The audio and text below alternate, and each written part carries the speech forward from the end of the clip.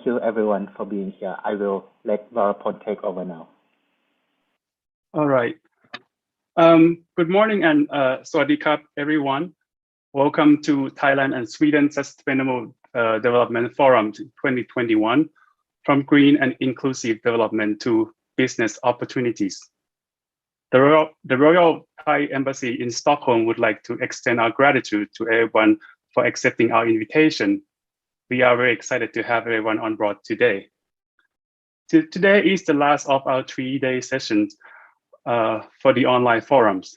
The topic today is on workshop on innovative ecosystem for sustainable development, grooming startups and unicorns. First, I would like to introduce one of our moderators, Mr. Carl Lindwall. Mr. Carl is working at Business Sweden as a country manager for Thailand and emerging Mekong areas. His work is to promote and advise Swedish companies who want to grow their business in the regions. Mr. Carl, the floor is yours. Thank you so much, Varapon. Sawasdee Krub, and hey allesammans. My name is Carl Lindwall, as was stated, and I am the country manager here for Business Sweden. And I was very kindly asked by the Royal Thai Embassy in Stockholm to be one of the co-moderators of this session here on the 3rd day of this forum. And I can only say how happy and honored I am to be a part of this very excellent initiative. We will, to start this session off, I would like to invite my dear colleague, Her Excellency Kanchana Pattarachok, for the 3rd time and the 3rd day in a row to deliver her opening remarks. The stage is your, Ambassador. Good morning. Thank you very much, Khun Carl, for your introduction. Can you hear me? Okay, I hope everyone can hear me. Okay, this is the 3rd day that I'm doing this, and it's the last day for the Thailand-Sweden Sustainable Development Forum. And we intend to do this every year, hopefully from now on. So this year, the Royal Thai Embassy in Stockholm is the main coordinator. But next year, we expect that the Swedish Embassy in Bangkok will be taking the leading role in organizing the forum. And Ambassador Yoon actually has assured me of his intention to do so. I would like to thank, on top of the co-hosts, the key partners for today, the National Innovation Agency of Thailand, Business Sweden, and Vinnova for making today possible.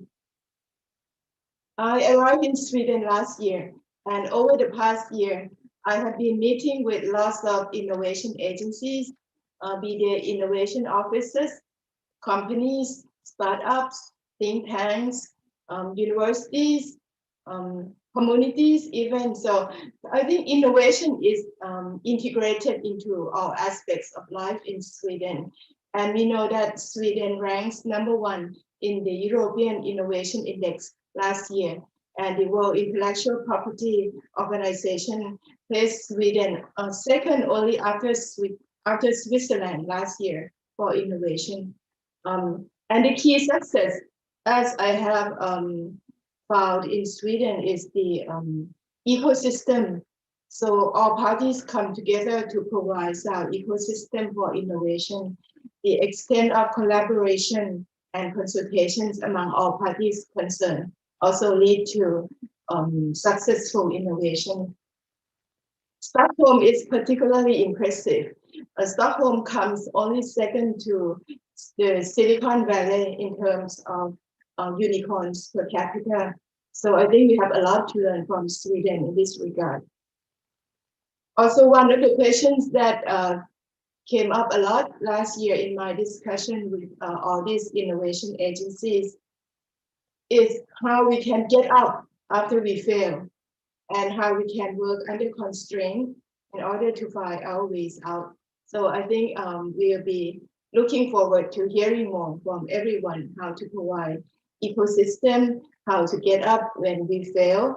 And I think that's the has to do a lot with the mindset and the education system as well. So looking forward to hearing very comprehensive discussion about innovation system in Sweden. And also it's an opportunity for our Thai agencies to showcase the innovation system in Thailand. And we look forward to further collaboration between Sweden and Thailand. Thank you very much.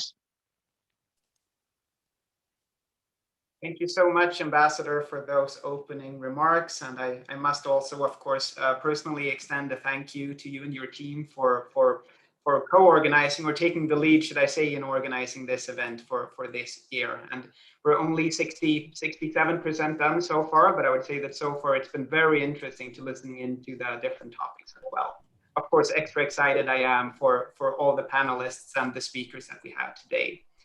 So next up, I would want to invite Ambassador Kanchana's counterpart, our own ambassador of Sweden to Thailand, His Excellency Mr. Jon Åström Gröndal. Thank you so much, Carl.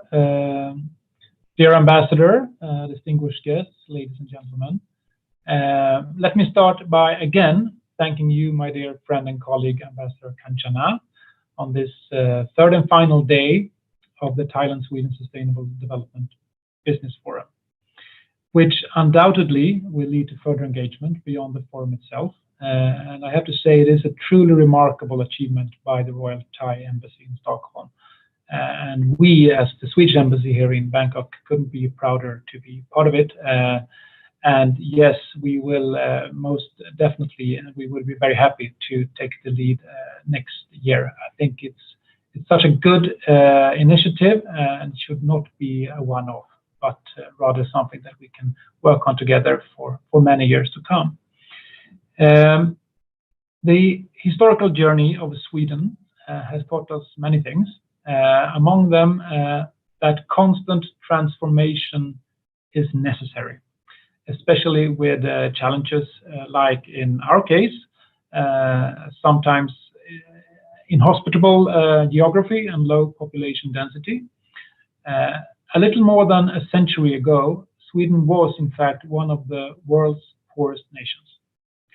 I know for a fact that as late as 1905, we received foreign aid, basically cash, budget support from other countries, possibly even later than that. Sweden has always had to find ways to manage societal and industry shifts and to adapt to the ever-changing world around us. Today, Sweden is one of the world's most digitally connected countries, and globalization has had a decisive influence on the economic growth of our country. Sweden is the birthplace of many successful innovative companies and has been ranked as one of the world's most innovative countries for years now. Stockholm, as you mentioned, Ambassador Kanchana, has the second highest concentration of unicorns, that is billion-dollar startups per capita in the world, after Silicon Valley. Sweden has been rightly referred to the European unicorn factory, giving the world some of the most well-known companies in this regard: music streaming, gaming, digital communication, and tech companies such as Spotify, Minecraft, Skype, and Klarna, to name a few. Why is that? Well, I will try to expand on a few of the reasons. There are many, of course. But for Sweden, being a small country as we are in terms of population, fostering and creating the right environment for innovation to grow organically is, in fact, a prerequisite for productivity development, sustainable growth, and prosperity. And not least, to ensure that we are engaged in contributing to the industries of the future. The considerable investments in digital infrastructure is a testament to this. Let's talk more about the right climate and ecosystem. And I'm not referring to the 6-month-long chilly winter and short daylight hours in certain seasons in Sweden. No, I'm of course talking about the climate which enables a fertile breeding ground for startups, for innovation. It includes a strong collaboration between government, industry, and academia, working together hand in hand. I think it is illustrative that the government's social security system plays a big part in supporting new entrepreneurs with a cushion in case of failure. There is a way for everyone to get back on their feet again. It makes it easier to take risks. Deregulation and reducing bureaucratic obstacles for businesses also plays a major role. The process of setting up a company, a little bit depending on which type of company, could be as short as a few days, depending on the structure required. I have done it myself, and I was very impressed by the efficiency and the smoothness of this process. The educational system also lays a strong foundation for providing the economy with a qualified workforce. Starting in school, children are encouraged to debate freely and to develop critical thinking. It is also important to note that Sweden spends more than 3% of its GDP on research and development, which is considerable by international comparison and has proven to be a springboard for spawning new business ideas, often in incubators connected to our universities. Here I would like to circle back to the fact that Sweden has a highly liberalized, deregulated, and open economy. In being a strong free trade advocate, our vision is to maintain our competitiveness by being early adopters and welcoming new, sustainable, and cost-effective solutions.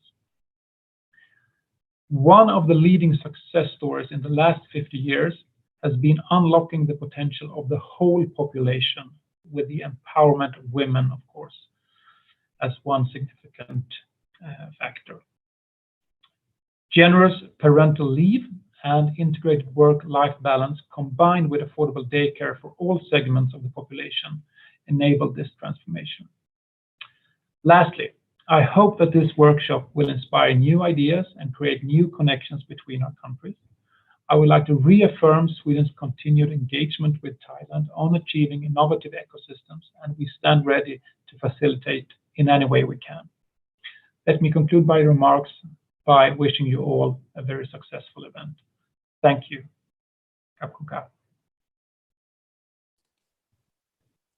Thank you so much for that, Ambassador Jon Åström Gröndal. And it's been really a pleasure to hear your opening remarks from both ambassadors during the last 3 days. They say that third time is a charm, but I think that you have been charming as well as insightful, both of you, during the last 3 days. So thank you so much, both of you, for taking the time. I would now want to move over to the policy making session, where we will be listening to 4 speakers, 2 from Sweden and 2 from Thailand. From Sweden, we will be represented by 2 colleagues at Vinnova, and in Thailand, from the Thai side, we will be listening to the National Innovation Agency, as well as the National Science and Technology Development Agency, the NSTDA. First and foremost is a representative from NIA, the National Innovation Agency, an agency it was assigned by the Thai Ministry of Science and Technology to spearhead the startup business development and promotion as a part to make Thailand into a hub of startup business development as well as innovation. And this person who will do the first speech is also my co-host for this overall session. So I would want to welcome Ms. Teresa Matawapan, who is the Deputy Executive Director and Chief Strategy Officer of the NIA, and she has kindly agreed to talk on the topic of Thailand's innovation ecosystem, the policy and the challenges. The stage is yours, Teresa. Hi, sawadee ka.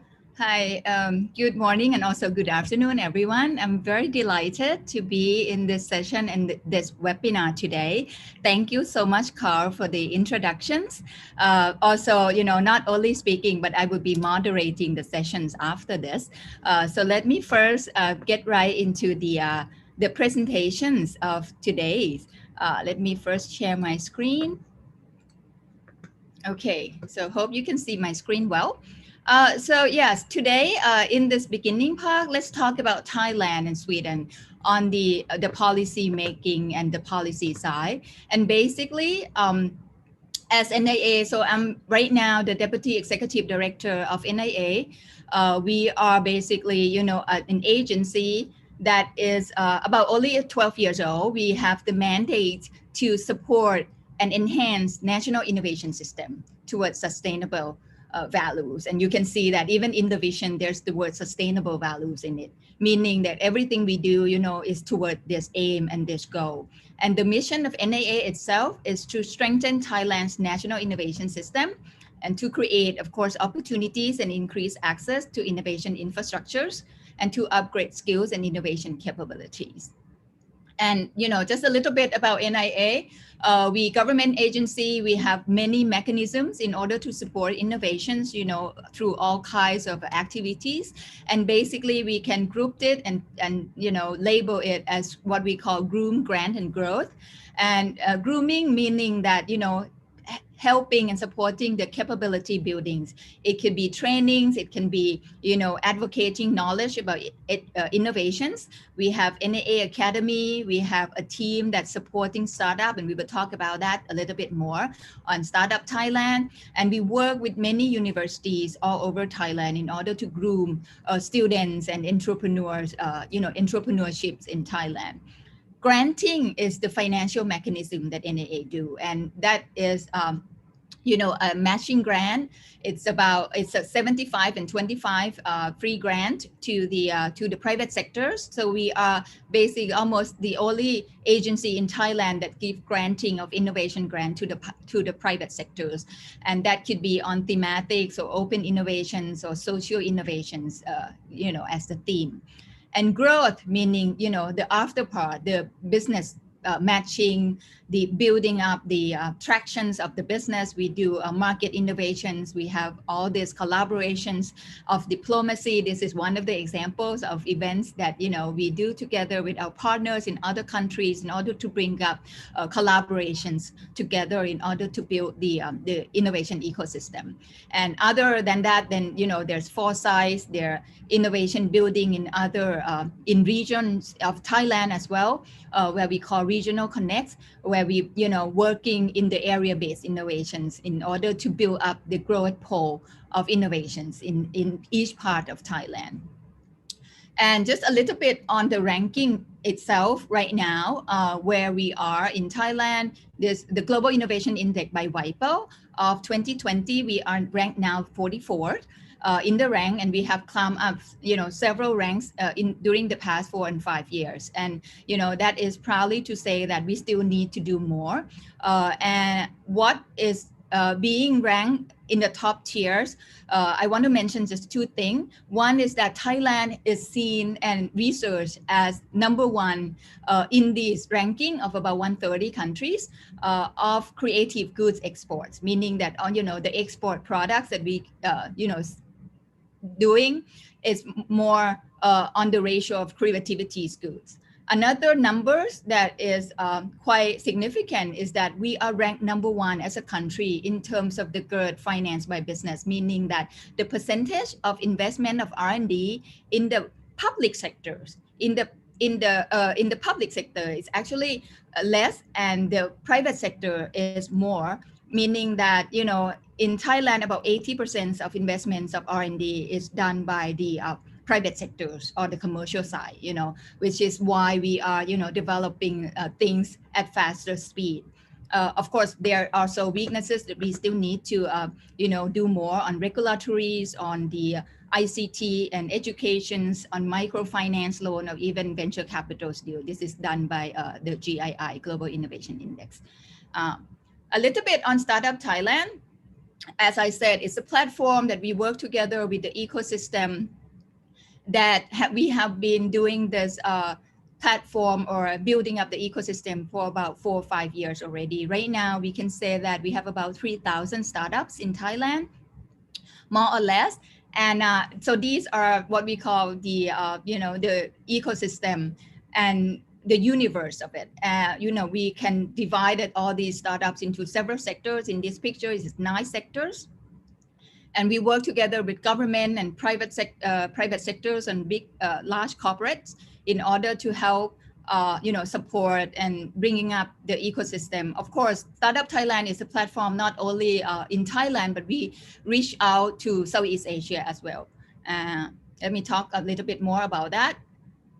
a little bit on the funding part. If we're going to talk about startups, then, obviously we need to talk about CVC and VC and startup funds. And in Thailand right now, of course, there's all the stages of investment of startup. It's already been there. So far, the number is actually, I think we should update it, but at least we have $1 billion already, total funding, $1 billion US, putting in all this company. Mostly the government grant would be on the preceding, but of course, seed and series A, B, and so on are done by the CVC of Thailand as well. Corporate venture capital has been growing during the past 2 years. We have now can count about already 60 CVCs in Thailand, and these are big corporates of all sectors: energy, telecom, banking sectors. So these are some of the names of venture caps, names in Thailand. Right, not to go into detail, but just to say, all these are the investments that have been putting in, some of these companies are not only Thailand company, of course, it can be Grab, it can be other Omise or other company that are Southeast Asia.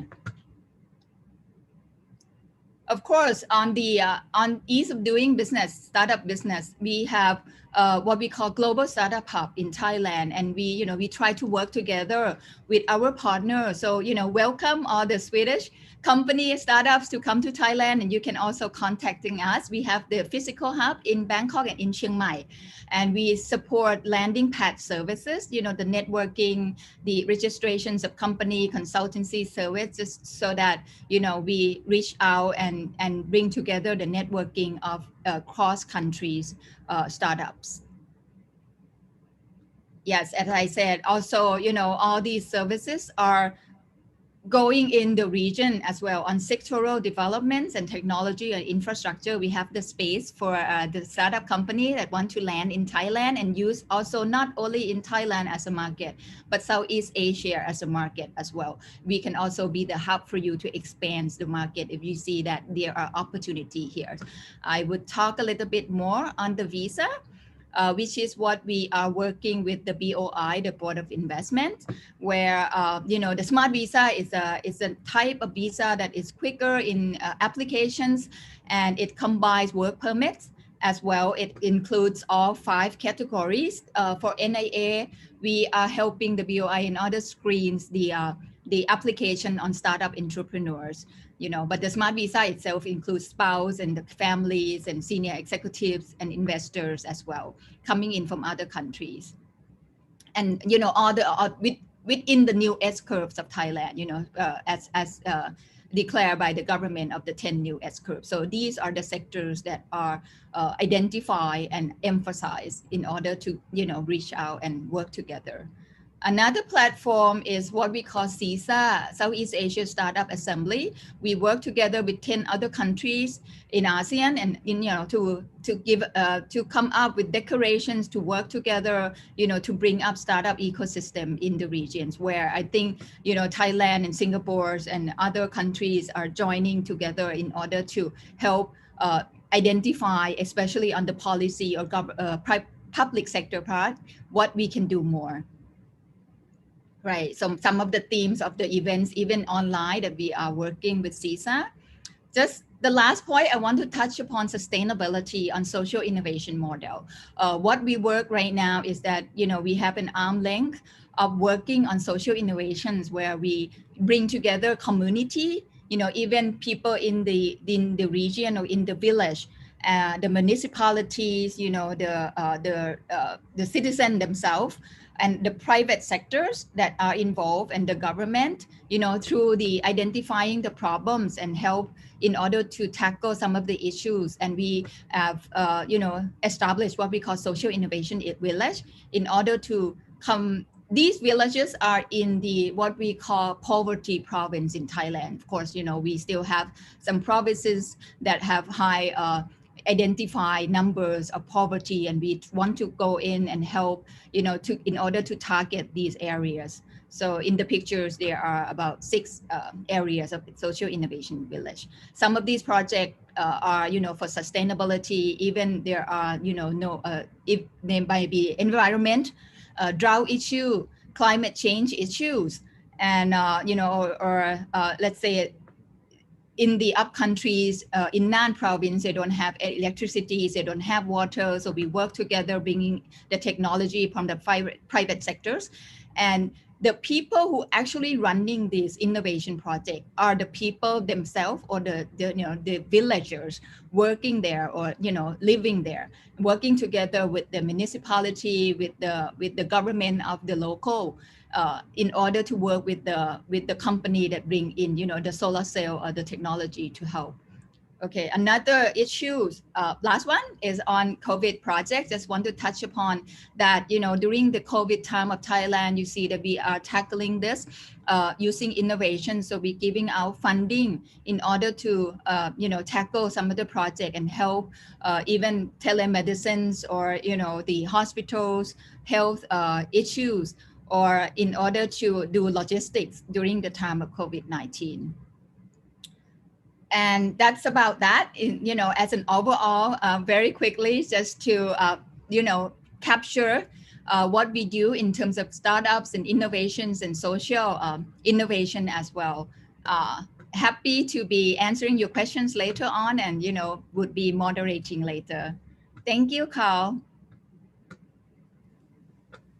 Thank you so much there, Kun Teresa. A lot of really good insights into the great work that the NIA is doing here in Thailand. And of course, I can only applaud you for the work that you and your colleagues are doing. In my experience, having had the honor of living here in Thailand in 6 years, I've noticed that there is a lot of entrepreneurial mindset in the country. Of course, you see that not the very least in all the family businesses that exist. Also, having had experience working in academia and talking to young business students in Thailand as well, I've noticed that there's definitely no shortage of good ideas among the people in this country.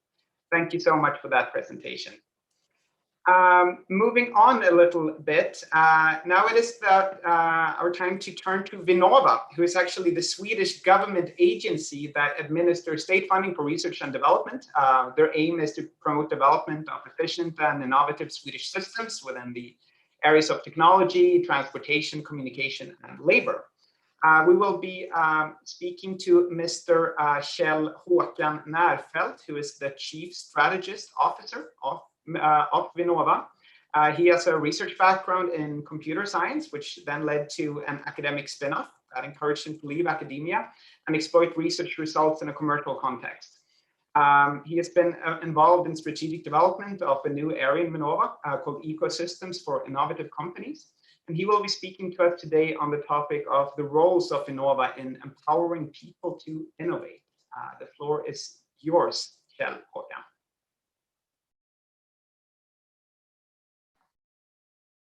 Okay, everybody can hear me. Sawadee Kap, and good morning and good afternoon, and thanks, Carl, for the introduction.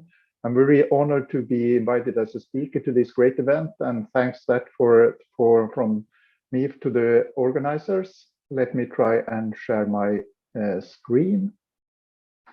Just a moment.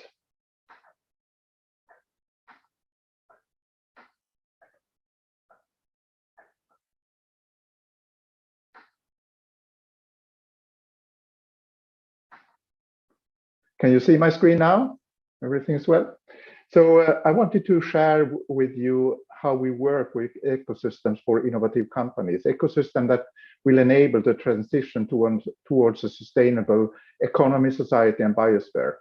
But let me start by giving a context, the Vinnova context to this. Vinnova is really committed to the UN SDGs, the Sustainable Development Goals, because we really believe we need to shift the whole system in a new direction in order to fulfill the objectives of the SDGs. And in doing this shift in the system, we believe that innovation is more important than ever. But time is running out. So like Greta Thunberg, the Swedish activist, has said, the house is on fire and we need to really pull out the fire. So innovation is in key in making this shift. So our Vinnova's mission is really to enable innovation that makes a difference in this shift and this transition to a new kind of a situation where we really meet the SDG objectives. And our mission is to make Sweden an innovative force in this sustainable world. And it's a global world. We are in this together. We are so interdependent on this shift. So we have to see this as a global challenge, working together towards a new world. We are also committed or follow the third generation innovation policies.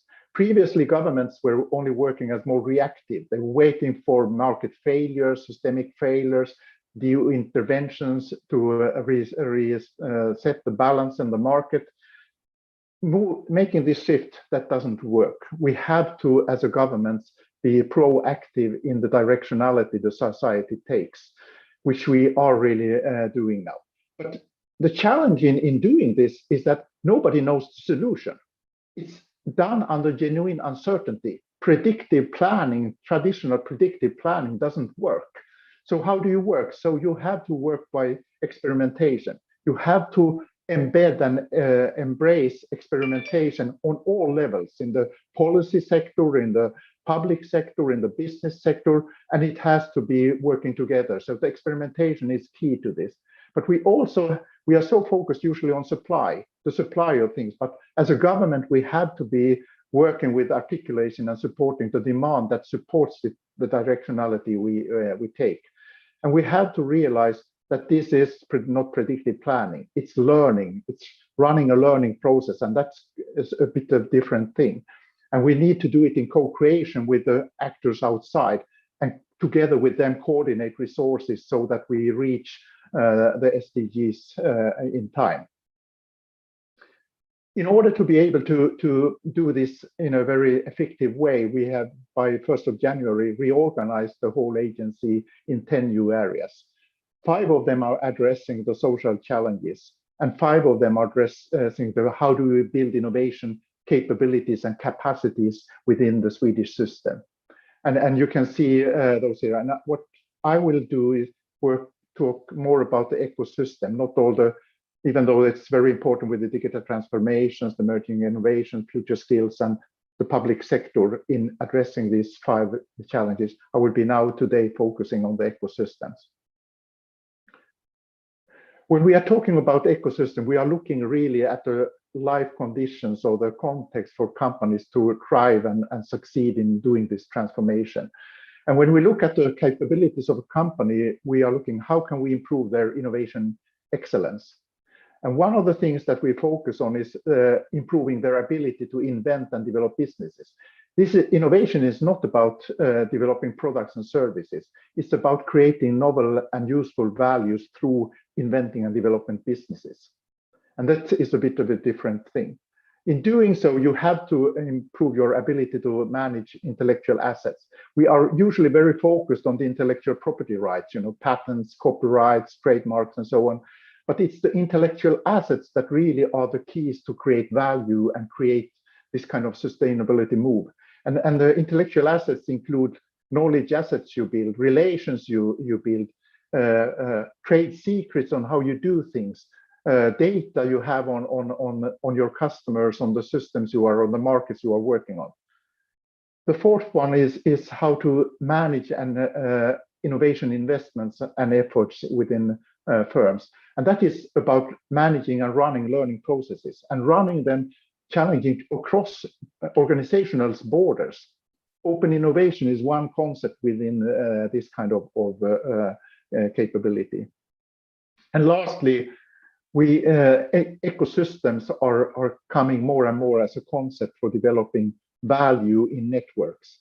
And ability to grow and orchestrate a firm's ecosystem is the 4th aspect that we are really focusing when it comes to the capabilities and capacities within a firm.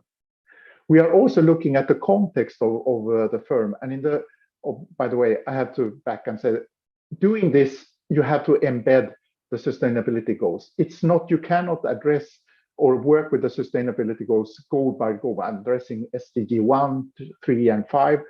It has to be embedded in your business models, in your processes, in your leadership, and in your culture. So the SDGs are only a way to assess the most important formula you have to answer. Are my positive contributions larger than my negative contributions? And you can use the SDGs as an assessment not by addressing goal by goal. So embedding the SDGs within these businesses and business operations is one key to succeed. When we look at the external environment for companies to thrive, we look at the journey a business make, and we are using the modification of the Startup Genome framework for doing this. Every business goes through these phases from formation to scale. And why is it a funnel? Yes, most things fail, unfortunately, that's statistics. Outcomes in innovation and entrepreneurship follow power laws, not normal distribution outcomes. It's power law distributed outcomes. And I don't have the time to go each into these phases, but each of those phases need resources, and the resources we look into is competence, capital, channels to customer markets, customers, of course, and then partners and value networks. And each of these resources really change as you move into different phases. So if you are in a problem solution fit phase, the resources you need in these resources are completely different when you are in the scaling. So you had to adapt your resources to the phase of businesses is at a certain time. And all these resources are, of course, bound in an innovation geography. So when we analyze a geography, a region, for example, we look at the access and availability to the target group we are addressing, the entrepreneurial activity you have in this region, the organizations that provide, do they provide timely these resources for the different phases the business is within? How about innovation infrastructure, test beds, pilot plans, scale-up plans, production facility, R&D labs that each company or each business cannot afford or bear themselves, but how can we, from the innovation geography and innovation support system, provide them? And we look also for the horizontal functions that support Agenda 2030, gender equality, and so on. And of course, by the end of the day, local and global connectedness is so important for a certain innovation geography region if they want to succeed. Our directionality, I said, we are very focused on being proactive in the directionality. And what we have in the ecosystem, we have this flower with these 8 leaves. And I don't have the time to go in depth, but if we do a very brief overview of what we say, if you start by 12 o'clock, we said that we want the Swedish ecosystem to be really a role model that shows how you operationalize sustainability and make a competitive advantage. We want the ecosystem in the next, if you move clockwise, to be inclusive and very attractive, utilizing the entire talent base we have, but also attracting talent from outside into Sweden. We want the Swedish actors and the ecosystem to be excellently connected locally within the company, within the country, and outside internationally. We want a dynamic, adaptive support system that provides the best support regardless of where you start a company in Sweden, in the very north or in the very south. You don't have to be in Stockholm to really get the best support. We are a large exporter of promising tech-based companies, but we want to change that so that they can and will have the best possibilities to use the Sweden as a base for their growth. We are also looking to how can we, as a policy part of the policy system, be at the forefront of policy development, always utilizing the state of the art in moving the policies forward. A very important part is entrepreneurship and entrepreneurial aspects. We think that entrepreneurship has to permeate all levels of the society, in policy, in education, in business, in public sector. And lastly, we believe that we cannot only live on copycatting the US exit-driven venture capital. We have to have adapted capital supply that really also supports sustainability. I was part of an international roundtable some time ago, and I think everybody was in consensus that 10-year exit-driven funds with a 10-year fund length is not adapted to sustainability. So you have to have other sources also of capital supply if you want to succeed with sustainability. Thank you. Thank you so much there, Kjell, for that very good speech. And I would now want to hand over to actually one of your colleagues, and that is Mr. Joachim Appelquist, who is the Deputy Director General at Vinnova and responsible for international affairs. So Mr. or Dr. Appelquist, should I say, is a social scientist by training, completing his PhD in economic history at Lund University in 2005, whereupon he joined Vinnova. Initially working as an expert in evaluation and monitoring methods for RDTI projects, then appointed program manager for the National Innovation Systems Research Program. In 2010, then appointed to be the director of the international division of Vinnova. Dr. Appelquist's presentation will be on the topic of the new Swedish Research and Innovation Bill. Interesting. So the floor is yours, Dr. Appelquist. Well, thank you, Carl, and good morning and good afternoon, Your Excellencies and distinguished guests, ladies and gentlemen. I'm also very happy to be invited here, and I've been asked to give an overview of the recent Research and Innovation Bill, which direct the overall direction of science policy, science and innovation policy in Sweden. And this was presented by the government to Parliament at the end of last year. So I'm just going to provide you with a number of highlights of this more than 200 pages long document, but I will give you some of the most important aspects of the policy document that is steering our operations as government agencies. So first of all, as been mentioned a number of times today, sustainability is of course in focus. This could seem like this should be obvious, but just going back a couple of research and innovation bills, this was certainly not the case. So we are very happy to see that the government has really put that as the overarching theme of this bill. It really strengthens us in the work that we do in the different agencies. I should also say that we had the opportunity, and by that I mean all the different research funding agencies of Sweden had the opportunity to provide input to the government before they drafted the bill.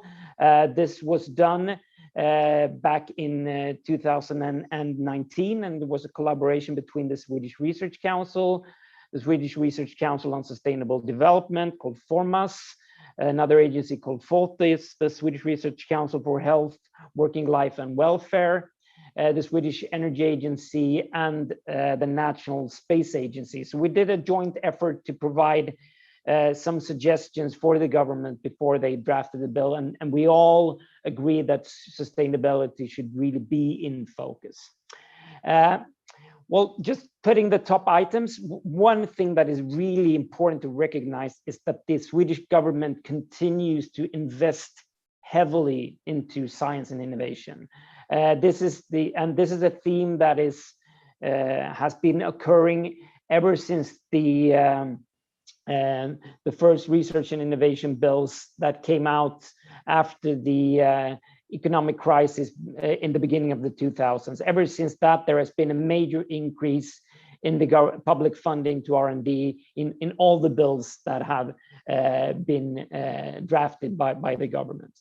And one important aspect when it's just there are some signals coming with this increase of money, and one thing that is really will affect the university landscape of Sweden is that a number of agencies has got the assignment to draft a new model for how to allocate core funding to universities. And here, cooperation with the surrounding society will be a very important part of the new model going forward. Another important part of this bill is the launch of and strengthening of a number of existing national research programs.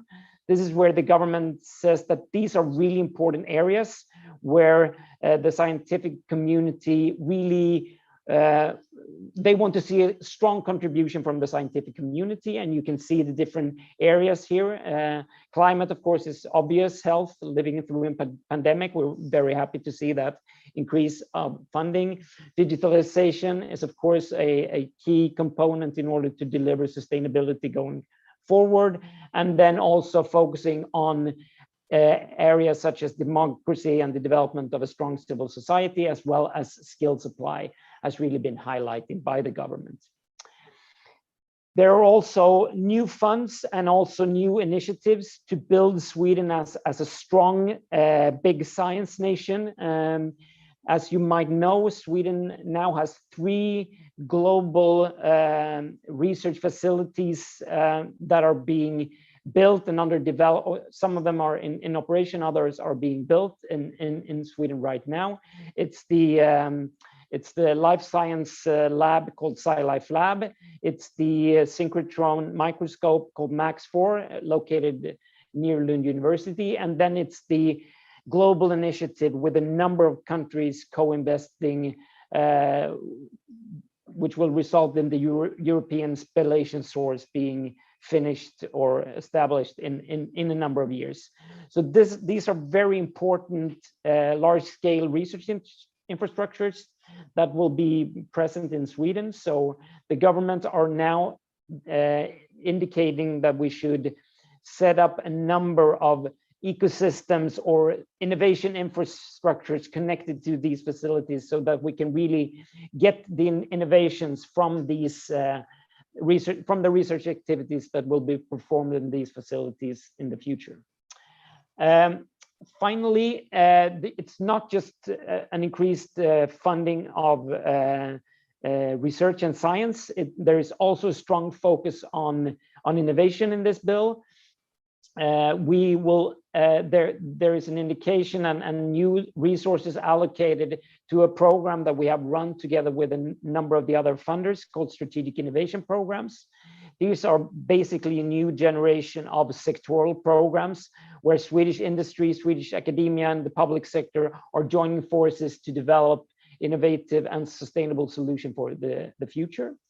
We also get new funds at Vinnova to support test and demonstration initiatives.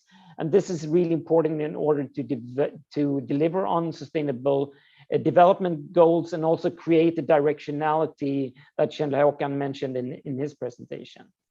We also get increased support for growing companies, also mentioned by Kjell-Håkan in his previous presentation.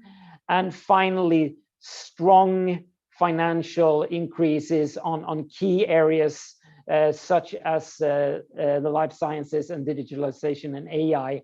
And these are connected to an initiative by the Swedish Prime Minister, Stefan Löfven, which is called Innovation Partnership Programs, where key innovation state organizations all around Sweden are joining forces and identifying key challenges and promising solutions for many of the topics that have been discussed today. So thank you very much.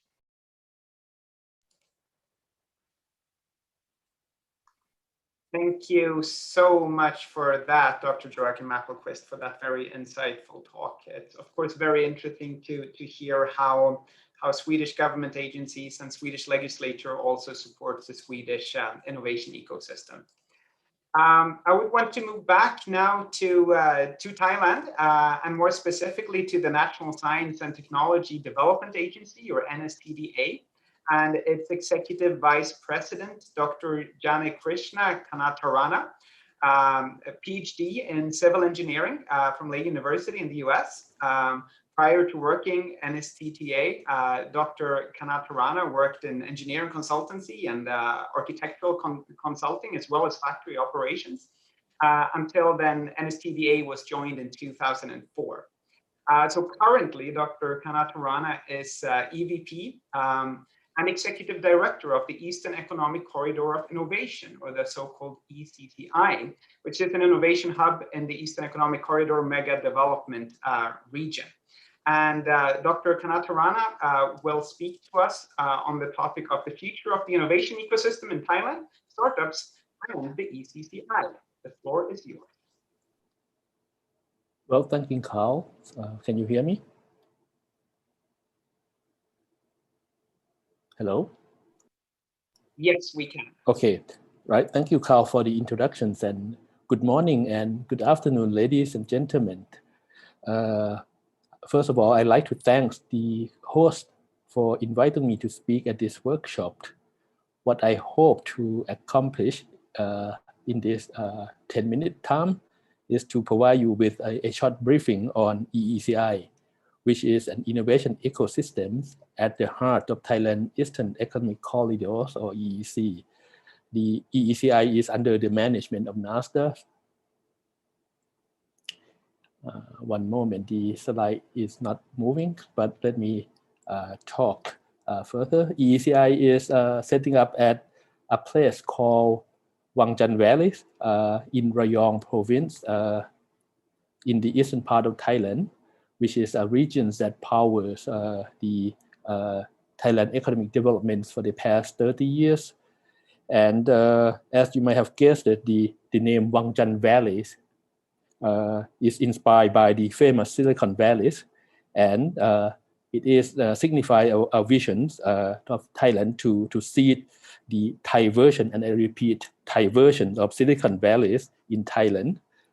Okay, and the EECI is a public-private partnership development between NASDA, which is the Thailand largest research institute, and PTT, which is the Thailand largest industrial conglomerate. Let's see, my slides is not moving, so let me reshare it again.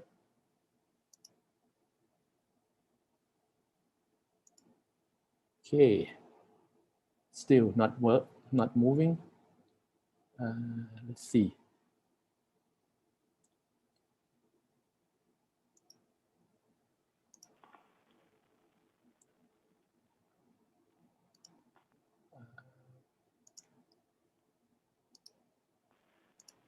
Okay, now this is the locations of EECI, and we, as I told you, it is a public-private partnership project between NASDA and PTT. And the ecosystem will comprise of innovation zone, education zone, and community zone. I'll talk about them a bit later. Still, I have a problem.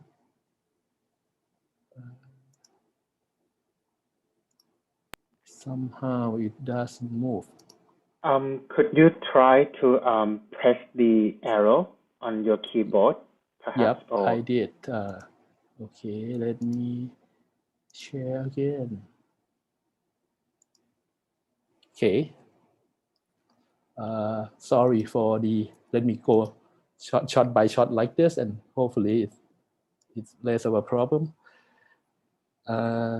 Now, in terms of the concept that we develop in EECI, we position EECI as the innovation hub connecting research and investment across Thailand.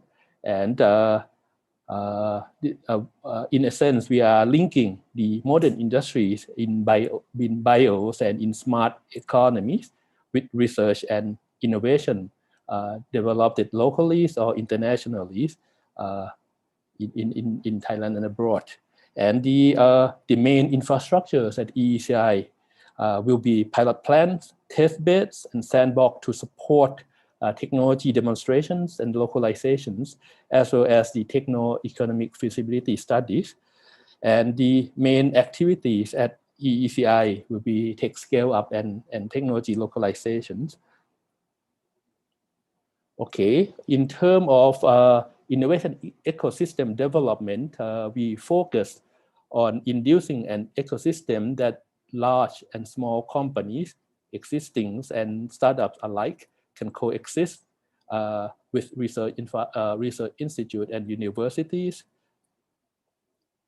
Okay, besides coexisting, the EECI team will act as the intermediaries to facilitate their collaborations and to help them working together to combine their strengths and expertise to translate knowledge into innovations and bring it to the marketplace faster, and thereby create socio-economic impact for the countries. The platform to support this are listed below, starting with the roadmaps, demand-led industrial technology roadmaps, translational infrastructure, research and innovation, international collaborations, industry and community developments, as well as human resource development. Okay, in terms of our development progress, physically, the basic infrastructures of Wangchan valleys have been completed as of April this year. The ECI headquarters is progressing well, is now 80% completed, and we expect the full completion of the infrastructure of the buildings in September this year, and the soft opening will be sometime in the second quarter of next year. In terms of technology platform or innovations infrastructure development, we have varieties of infrastructures to support bio industries and as well as smart industries, starting with the bio refinery pilot plants, which is multi-purpose and open access bio refinery facilities. This is have been decided already and is it is in procurement and should be up and running in 2023, something like that. The greenhouse and plant factories are ongoing and should be all part of it should be finished by this year, and another part the rest of it should be by next year.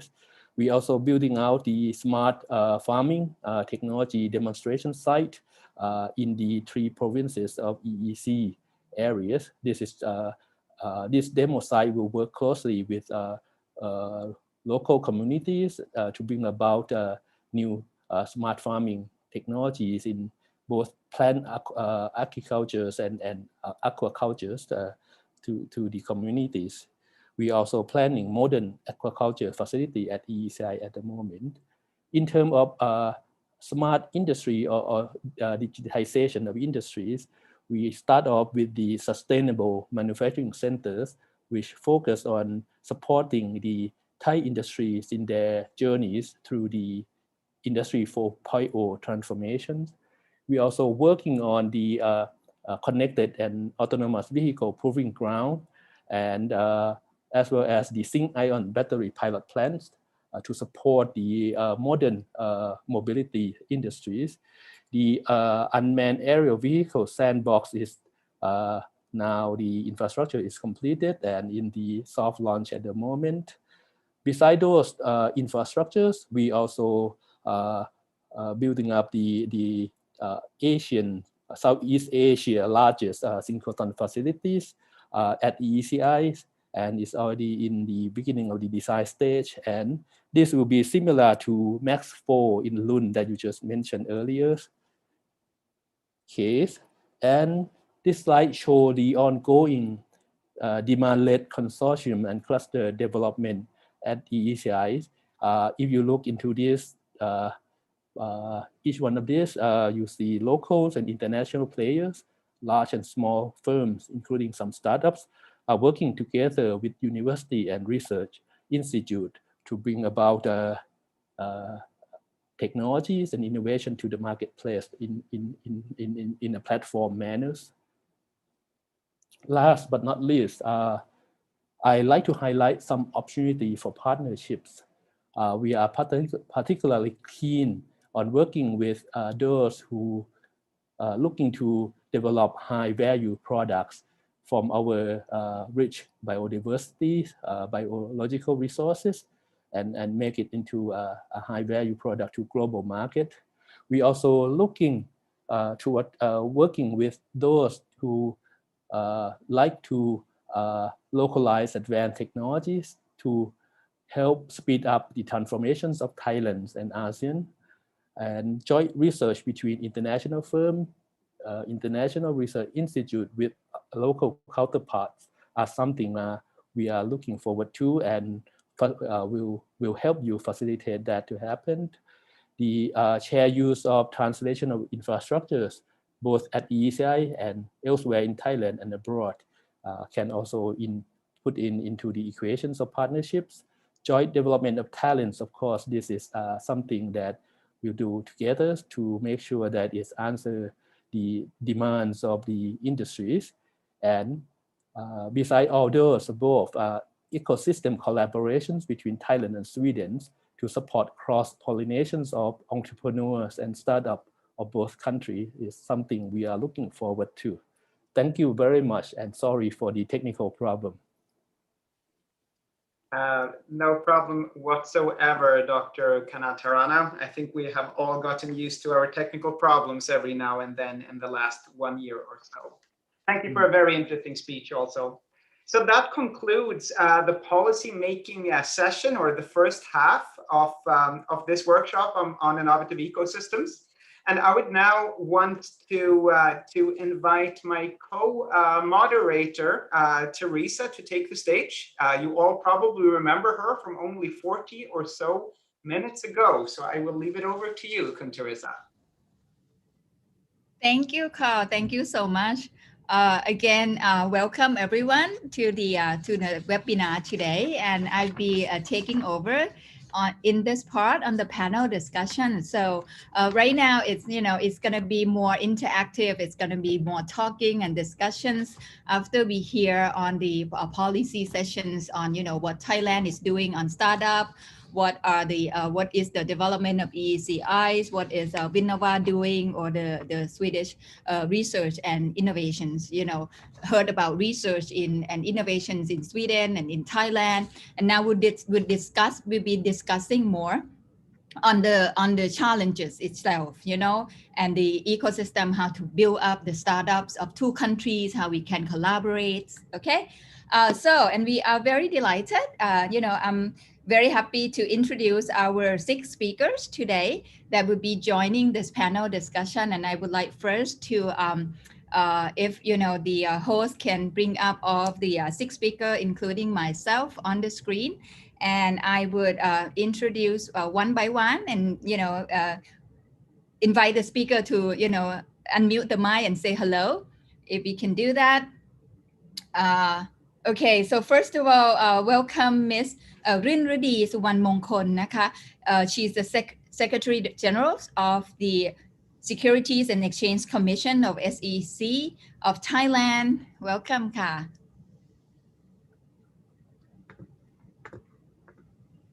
Can you unmute the mic ค่ะ?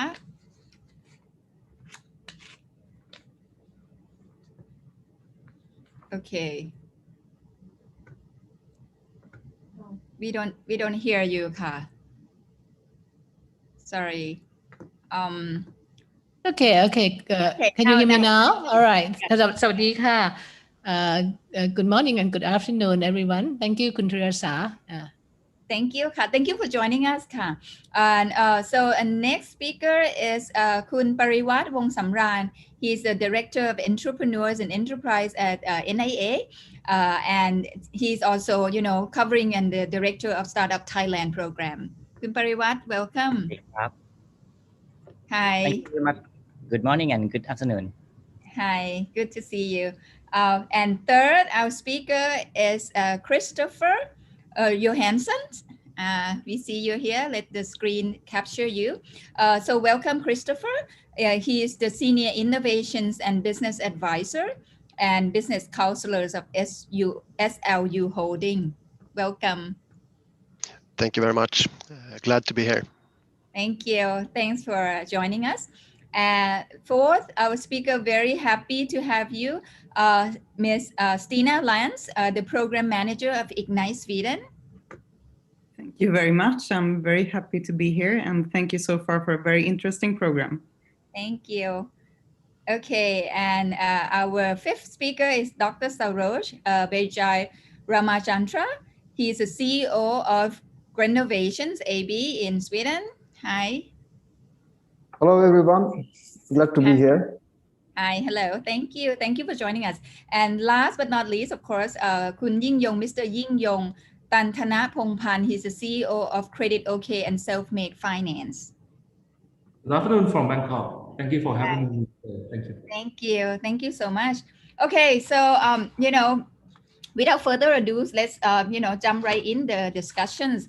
So first of all, I'd like to just maybe go one by one, and have you about 5 minutes, tackling the issues and of the questions that maybe is in the concerns of us as the policy and private sectors and even the startup themselves, of how we can work together and the regulations or the mechanisms that you do in order to help, and what are the challenges that you think we can tackling, especially during this COVID. So first of all, let me go to Miss Runwadi Naka, and let's see what do you think is the SEC role in regulating this capital market for startups right now? What can we help in terms of the investment, especially during this COVID time? Thank you. First of all, it's my pleasure to be in this session, and then thank you to Ambassador Kanchana inviting me to be in this panel discussion. As Kun Teresa asked about what role SEC do, especially in the COVID. Can you hear me still? Can you hear me? Yeah? Yes, okay. we can hear you. All right. Okay. I think that the role of SEC, of course, like other SEC worldwide, we have to provide accessibility to all the entrepreneur and then the large, small, or a big size of company to raise funds through the capital market. And on the other hand, we want to make sure that the saver, any people who have adequate saving to allocate their saving to the variety of product due to their risk profile. It's like a matching between the demand and supply on that. And let me say that for startup and SME, SEC perhaps we are quite new.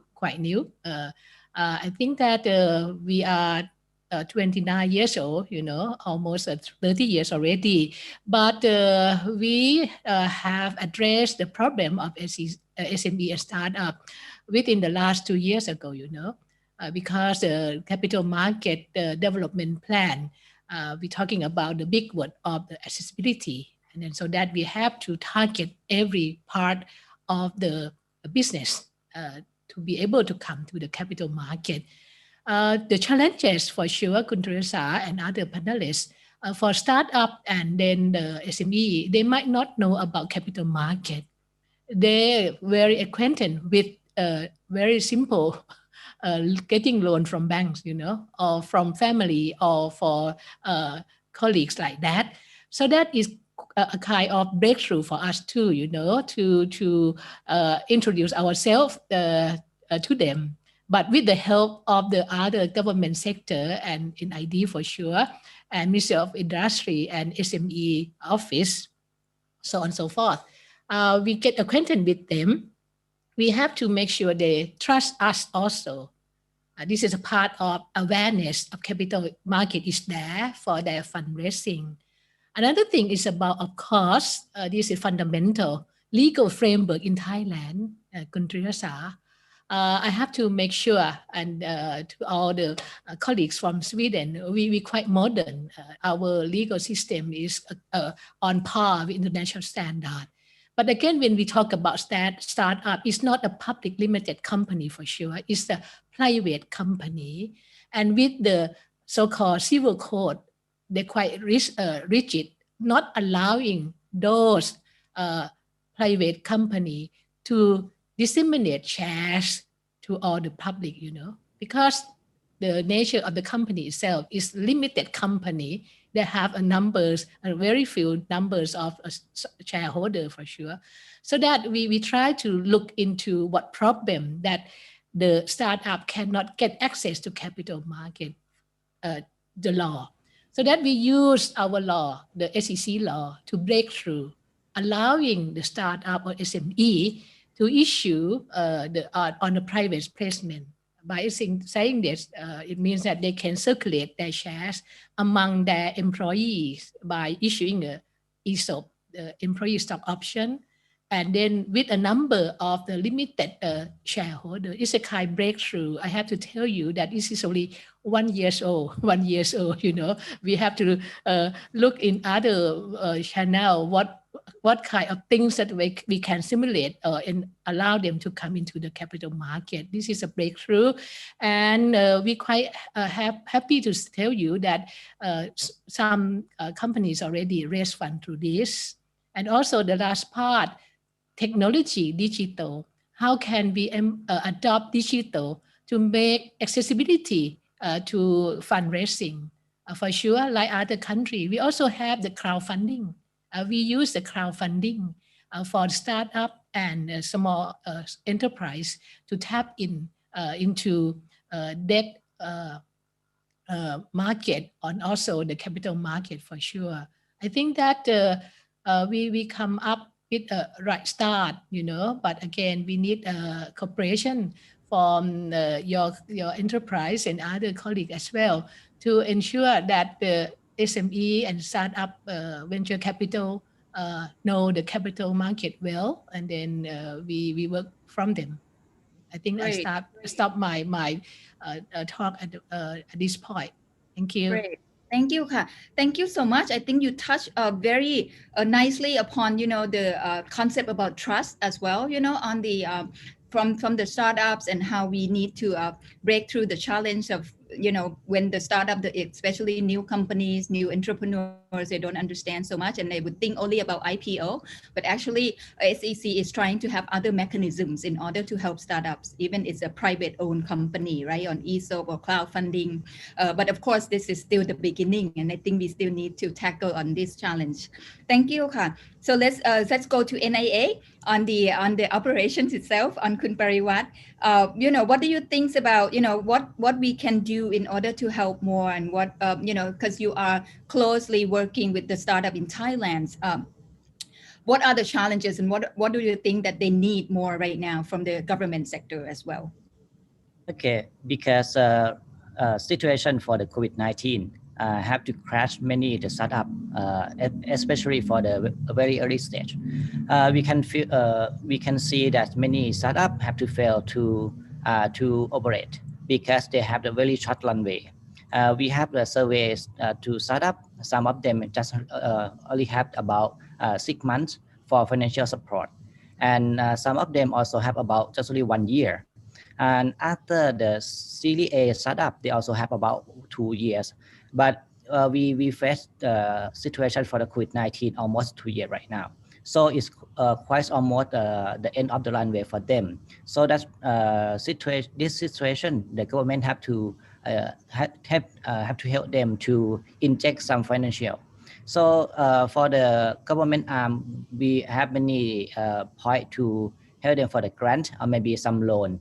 We also discussed about the incentive and the loan together with the banks in Thailand to let them help the loan for the startup to have the more runway for them. And second one is not just really for the survival rate. We also talk about the growth rate as well, because before the COVID-19, many startups also under the discussion about the investment for the investor.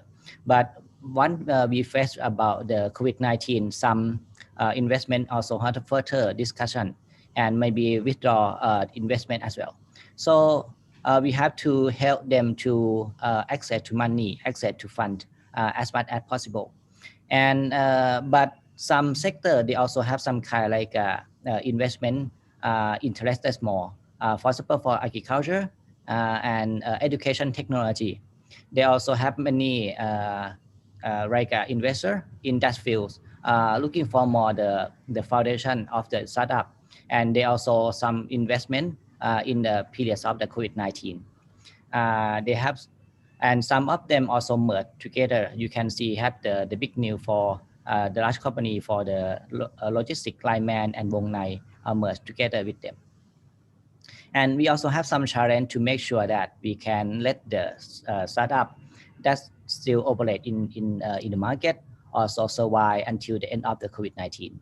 And some of the startup, they also, because the COVID-19 let the consumer cannot operate in some in the same way. So some of the startup that have the business for the B2C, they have to change business model as well. So we try to help them, mentor them, and help them to pivot the business model in some way. And we have many challenges in this period of time, but we try to let the startup challenge themselves as well, because the strong view of the co-founder is going to be the must for the foundation of the corporate and for the startup to grow up further. And for the market itself, the government try to connect and reform for the market. For example, we try to connect the farmer.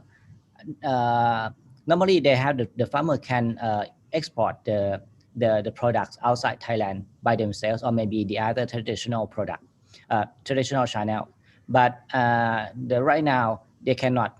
Then also have very supply it over for the market. So we try to connect the startup who have the channel for the B2C, and the farmer that also have the product would like to sales in domestic, match together and create the new circuit, make sure that they can operate the market very well.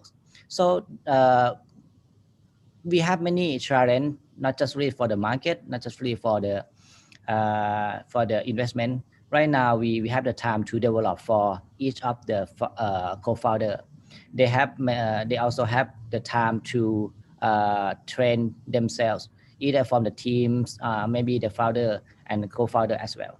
So we try to have the human resource development program for them to make sure that they understand for the investment later on how to create the market and how to be the good salesperson. Because if you operate startup in Thailand, most of them can present very well to the customer, but they most likely cannot close the deals. So we try to help them to match the market and to be training for the human resource as well. That is the challenge that we have faced in the moment. Okay, thanks. Very good. I think you basically, even though we have COVID-19, but then there are some challenges that the founder has to pull through, but also there are opportunity, as you said, on some of the sectors that investors are actually looking for more, and having more attention, like agriculture, and I think health as well, of course, on COVID-19, and educations, and you tackling upon the fact that now the government has to cater the activities, go into details, right? More in order to help them, like business matching, or help them to export the products or channels them to the government channels. And with the time of COVID-19, then they can actually train themselves or put the time on education and building growth within in order to pull through after COVID. Okay, great. Thanks a lot. Now let's hear from Sweden side, from Christopher. So, can you, I know that you are working with, SLU Holding and basically, doing a lot of spin-offs. Can you share with us the spin-offs during this time, and what are the mechanisms and the benefits that, that they get? And also, what are the challenges that you see on these mechanisms that you do on universities supporting startups as well? Thank you, Teresa. Yes, I'm working within the innovation support system connected to academia and the Swedish Agriculture University. We cannot forget that behind every company and every idea, there's people, it's human beings. And in order to create good ideas and good companies, there needs to be a support system that helps people to do this. We are working very much to try to create a culture within SLU to help researchers and students to get the courage and do entrepreneurial activities in order to test their ideas from the research they've been doing. We are supporting about 100 unique ideas every year from SLU. All of them are addressing at least one of the SDG goals.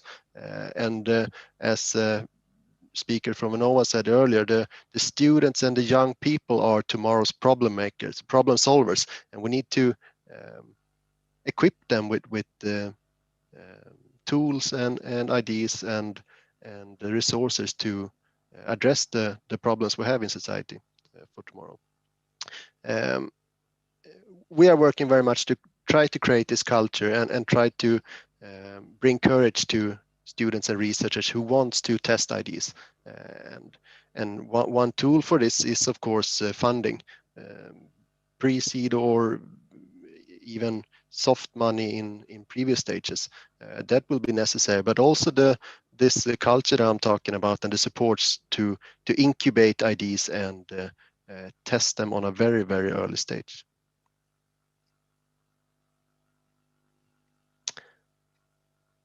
Thank you. Okay, thank you. All right.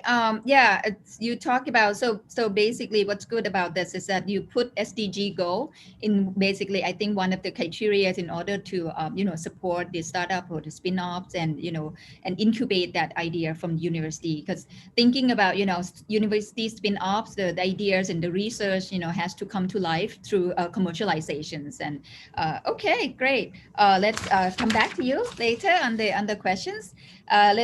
Let's hear now from Stina from Ignite Sweden. Can you share thoughts on the work and maybe strategies that you support in, especially scaling up on COVID-19 and how we help manage sustainability for the startup in Sweden, so we can learn from you. Thank you. Thank you very much. Ignite Sweden is a national non-profit program, and we are led by the Swedish incubators. So you could say the phase after the holding incubators, as Christopher represents here today. So a little bit more mature companies. They are often between 3 to 5 employees. And their base in the company, the science base, is often sprung from the university. So what they have in common, all the startups that we work with, is that they have a deep tech solution very often. It's a very complex solution. It's an innovation from the academia that they're building the company around. And our mission, we are funded in vast majority by Vinnova. And our mission is to support these startups on a national level to find their first customers. Because what we have learned is to attract investments, especially if you have a complex technology in the startup, you need to prove the technology, because all investors, especially in this early stage of a startup, as angel investors, they're not that knowledgeable about the technology. So it's difficult for them to understand the quality of the company because it's too complex. The investors are business people. This is what we do. And we do it in a quite large scale. We have been working now with about 650 Swedish startups, with about 250 large companies from Sweden and internationally. And we have arranged more than 3,000 meetings between them. And we work in a very qualitative way. So we perform needs assessment with the large companies and of course also the public sector, which is quite interesting when it comes to sustainability and impact as well. And then based on the challenges that we discover within these large companies and the public sector, we handpick the right startup. So when we work with a larger company, they often meet about 50 startups within the program during a 12-month period. And the end result will often is that about 40% of these meetings, they lead on to further discussions, 40 to 45%. And about 10% of the meetings becomes actual commercial collaborations where the bigger company become the first customer to the startup, for the startup to develop professionally. And this couldn't have been possible to do without having our Swedish ecosystem of the regional incubators. And we have 29 of them that are also organized in a national incubation program that Vinnova also is the governance of. And that's a quality assurance program so that we assure that all the incubators works with the latest incubation methodology and also connects internationally. I thought something that was very interesting that I heard from you at NIA now, and that we also did the same survey, and we found the exact same numbers in Sweden. 60% or 65% of the startups they had, when we entered the COVID situation, they had about 6 months of runway. Right. So this was exactly the similar situation. Okay. Yeah. And we've also seen that the Swedish startups within digital technologies for education, they're doing very, very well. They haven't had a problem. But unfortunately, startups within the green sectors, and especially startups with complex technologies for clean tech, they are not doing well, and they're still not doing well. I would say the startups that have digital solutions, for example, within AI for the industry, B2B startups, they're doing quite well now. They haven't been, we thought that they would have been very, very affected by this, but they haven't. There was more like a bump for a couple of months last spring. So quarter 2 last year, that was totally dead, and we were very worried, all of us. But from the autumn, this sector has also been going quite well. But unfortunately, the green sector is still not doing that very well. And this is, of course, because large companies does not invest in that kind of projects at the moment, because there are so much other things they are struggling with. So, and therefore the investment is not there either. And that's something we need to do something about. Sure. Great. Thank you. Yeah, it's nice to see that, in no matter the countries or the environment, but basically the ecosystem kind of work the same way. And that's how we need to support. You touch upon, you work a lot on numbers of startups. And I think the criteria on picking and handpicking the technology and helping with working with the investor on basically educating them on the technology, on the investment, right? But I think it's all the same in the terms of, because it's COVID, large corporates need to invest on the emergency issues instead of looking at the innovation for long term. So that's the balance that we need to help. Okay, great. Thank you so much. Okay, I forgot to mention that for the audience, if you have any questions, you can put in the Q&A sessions, and we will come back and try to answer with all the speakers and panelists here. Okay, let's go next on Saroj, Dr. Saroj, on what you do, and basically, as entrepreneurs, what do you think are, especially, from research into business, experience on starting up a business, from research as well, from the university incubator, and what the success, and as an entrepreneur, what do you think we should do more, and, helping and collaborating together? Thank you. So I have been basically a researcher for many years, almost 14 years at the Swedish University of Agricultural Sciences. And business has not been, or entrepreneurship has not been in my mind for the early start. And then actually when we had some results, all researchers usually just publish papers and then get it out of it. That's what generally we do. But then I have had some ideas on entrepreneurship. Then I happened to attend a seminar that was hosted by SLE Holding at our university. And that seminar kind of enlightened me that it's not just publishing papers, that we should come out with some results which can be beneficial to the society. And that was the first kickstart way back in 2009, where SLE Holding helped me with the first startup. Because coming from a research background to a commercial side is a big step for any researcher, because a researcher does not have a mindset of a business idea. And that's where these university incubators, such as a platform such as SLE Holding, can help a lot. So SLE Holding has been helpful in many aspects for me, not only from an idea to getting this first pre-seed, seed round, and now we have completed a round A series of funding for our company. So, and it's not only this, it comes with the other packages such as mentorship, which is very crucial for a startup. For a researcher, you need a good mentor in the business side as well. And that helped a lot as well. And apart from that, it's also like professional resources, more on the commercial sector, on how, because we are basically, our company is mainly an agri-tech and food tech company. It's mainly on the technologies. So being on a researcher and entrepreneur background, we know how to put forth the technology. But ultimately, it comes down to the costing as well. Will the customer, can we provide at a good cost? And that's where we need to work out. And that's why these incubators have helped me quite a lot in deciphering all these parameters on how do we do the calculations. Is it really feasible when we go to the large scale production? So these 3-4 years has helped us a lot for me and my team to come forth to formulate all these parameters.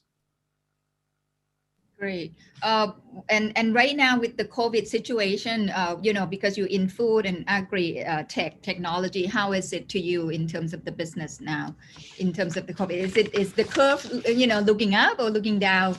Well, actually, COVID-19 benefited us because we are working on most of the ESD's goals for the UN, such as local production, circular economy. And recently, I would like to share some good news. Recently, we were listed in the IBA 100 list of Swedish startup companies, where we got listed as one of the best circular and green startups, because this is for local sustainable food production in times of crisis. So we could provide fresh food irrespective of any sort of crisis occurring. Great. So, okay. Good to hear. So I think this is opportunity times for you. In terms of your solutions and the situations of the pandemic, and you share already out. You cross that bridge of being a researchers and now entrepreneurship, and that's what we need to collaborate more, even in Thailand, because we are all in the same paradigm. The researchers are just only producing research articles or the indicators of being a good researcher, but not on the entrepreneurship side. Okay, let's come back to you later. Then thank you so much. Thank you. Last but not least, Kun Yingyong, Mr. Yingyong, the CEO of Credit OK and Self-Made Finance. So you as an entrepreneurship, what do you see now as experienced startups, and what are the challenges right now? And what should the government do more in terms of helping with the situations? Thank you. So I think to become an entrepreneur or to start a startup is not an easy task. So first thing you need to have a certain mindset. I would say you have to have an entrepreneurial mindset, because I work at SEG. So SEG is one of the largest companies in Thailand, and then we have I can say we have unlimited resources. We have a lot of people that can support my work. But when I started my own startup, it's down to the founder. So the founder is the key of everything, sir. So I'm CEO of the company, but I need to do everything, right? I cannot say I'm a chief executive. I am chief everything officer, right? So from finance, from management, from human resource to marketing, at the early stage where you need to do everything by yourself, you don't have team. So if you want to start a startup, the first thing you need to have is you need to have an entrepreneurial mindset to begin with. And the second thing is you need to work under constraints. So if you can survive with limited budget, with limited team, so if you can survive, you can go a long way. And the third thing is experimentation, right? You learn from mistake. You grow from mistake, right? Not just from success, right? But every day you practice. You need to face small failures, and then you can think about how can we solve them. How can we move from one failure to possibly another success? That's kind of thing that we face every day, right? It's kind of mental practice. And for this is the core thing that we need to have as a startup founder. But for government, right, in Thailand, we have an organization like NAA that very helpful for a startup, and also we have a couple of organizations that were very helpful to support startup.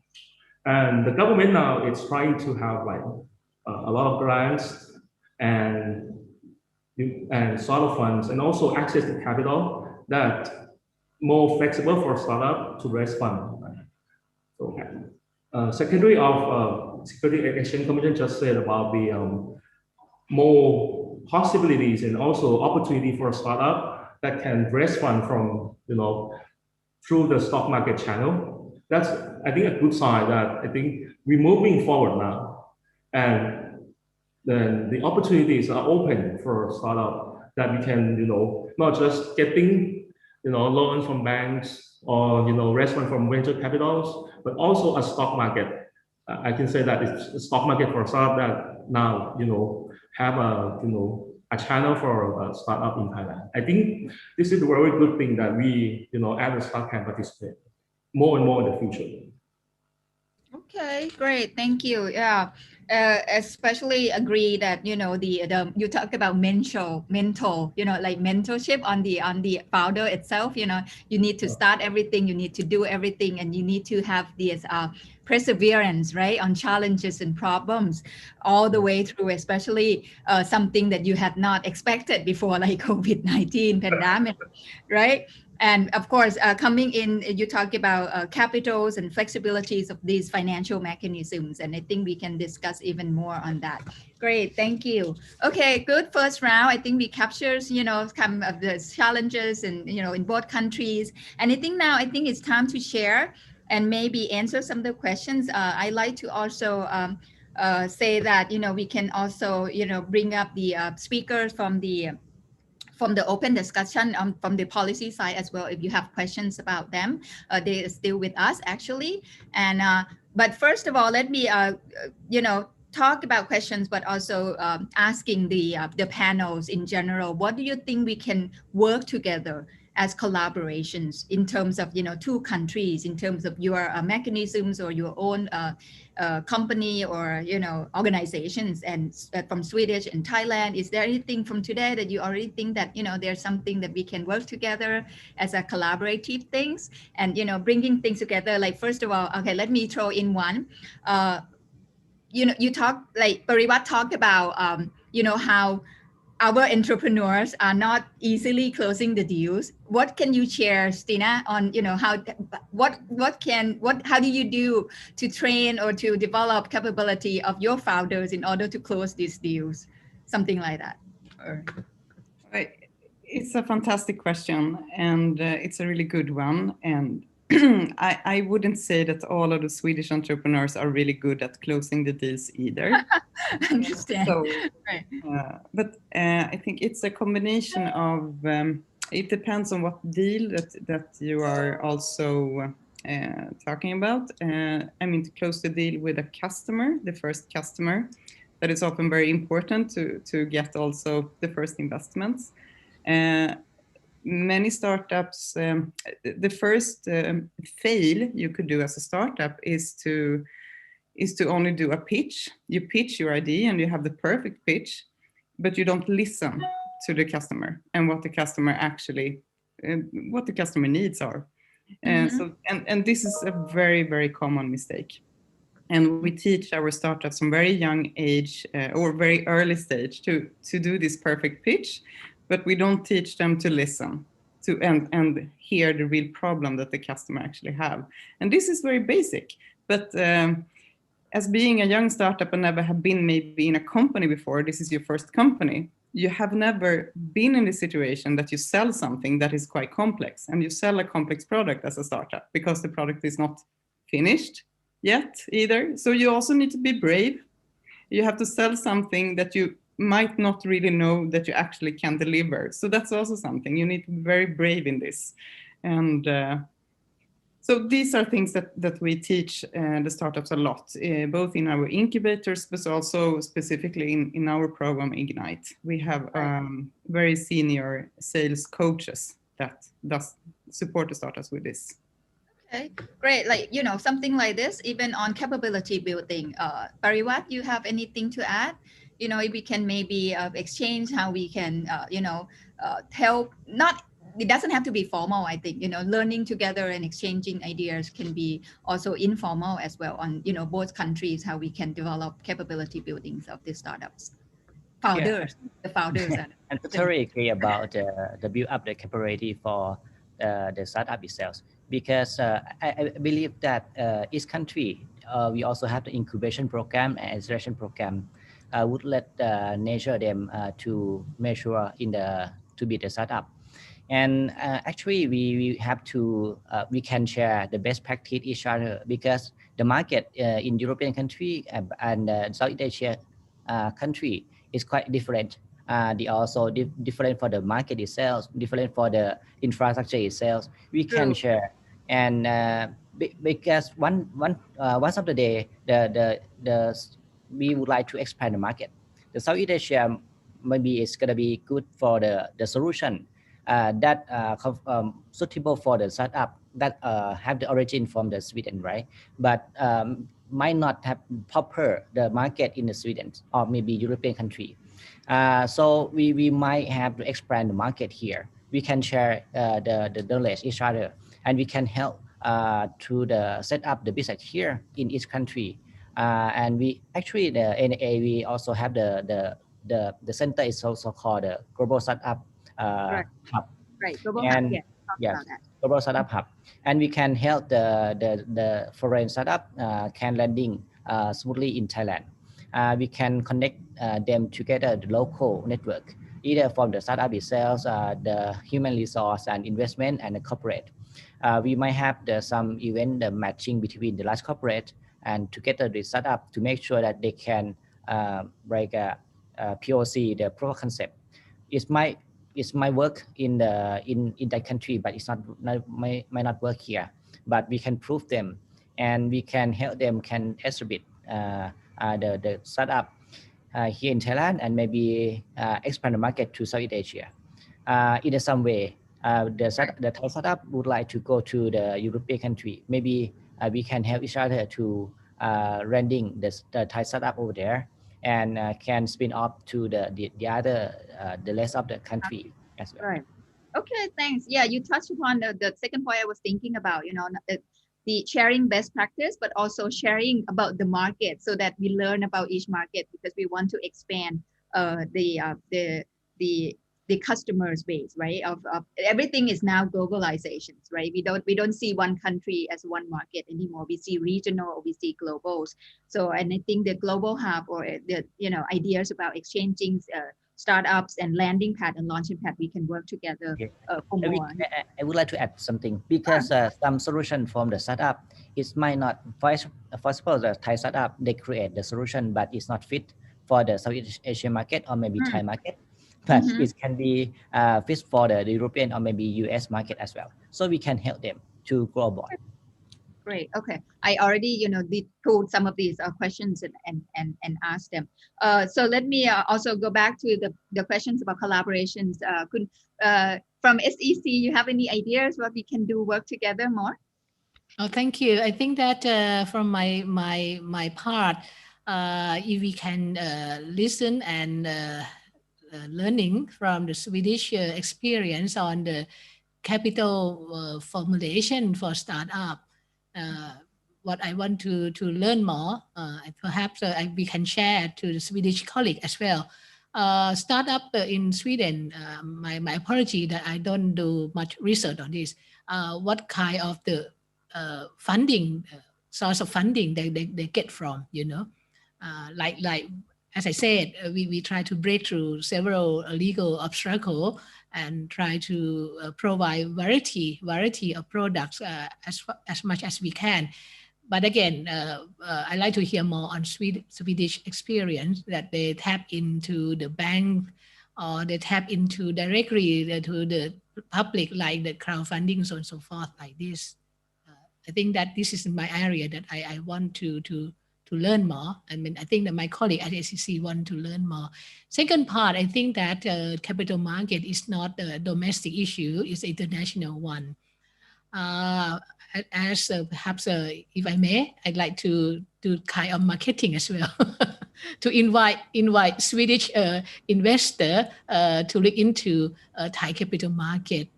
not only in the startup, but also the listed company here. Right. I think that we have variety of the sector that have promising opportunity growing, like the government like to promote BCG, the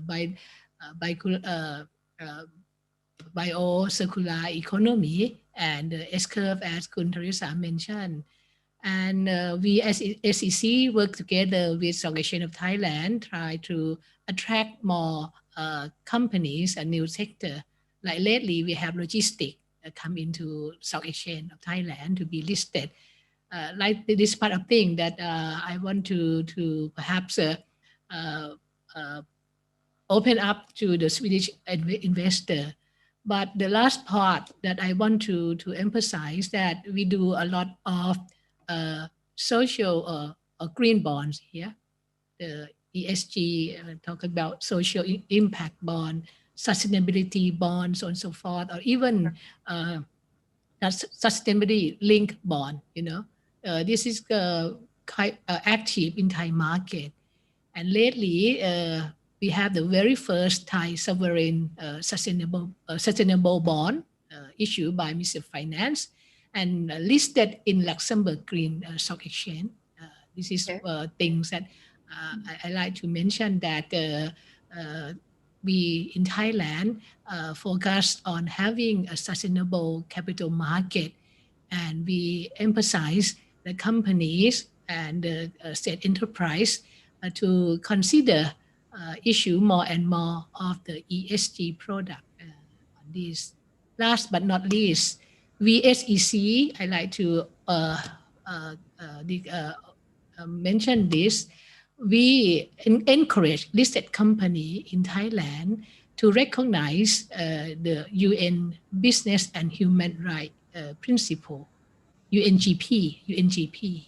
Right. I think that we become quite successful to have the top, the big firms on this. But again, medium and small listed company, we also coach them to respect on this rule. And starting from the next year onward, the SEC already request all listed company to do so-called one report, disclose what they've been doing in terms of the ESG, so that the audiences, the investor, not only in Thai market, but overseas market, can look into the achievement of the listed company in Thailand, how far that they've been developed or observed or in compliance with the ESG standard. Thank you. All right, Ka, thank you. I think you gave us more info about the capital markets and what are the exchange or collaborations that we can work together. And I think this goes to Vinnovas or the Swedish organizations that we can actually exchange more informations and learn from Sweden as well. Let me go through some of the questions. I think one would be to Kun Yin Yong. Actually, there's a couple of questions for you. If you can help just exchange some ideas how to manage limited resource and limited fund during the accelerating phase, and also as a fintech startup, what do you think are the challenges of Thai fintechs right now on the regulation side, and do you think that we need more of any support? Quickly on that. Thank you. Unlimited fund, I think it's down to your financial knowledge.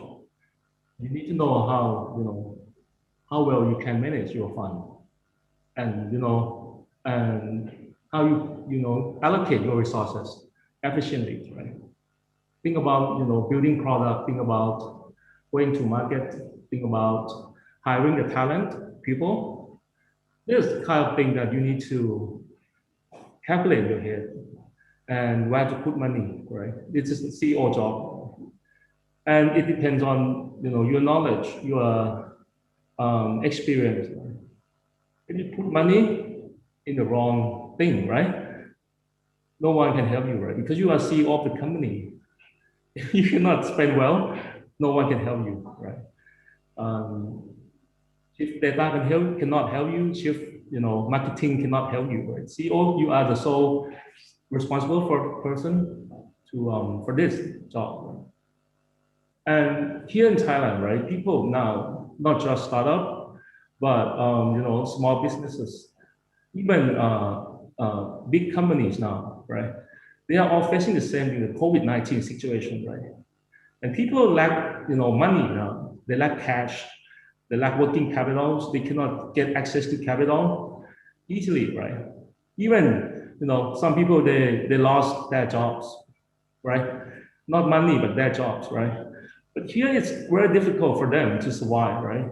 I think in terms of financing, it's in critical need now in Thailand and in many countries, right? If the government or if the, some organization can help finance with, give a special grant or, the long-term loan that, help specifically for small businesses, startups, it would be very helpful now in this COVID-19, right? Right. And I emphasize now because if next year they might not survive, right? Now it's important word. If you help them now, they can survive and they can go on, right? And build their companies further. Right.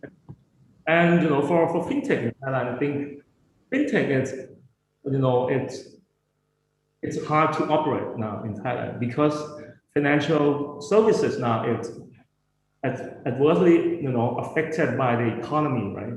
The economy is not going well, so fintech. So what I'm doing now, I'm doing digital lending for micro businesses, and they are all adversely affected by the economy right now. Not to operate because the credit risk is going high, right? Not good, right?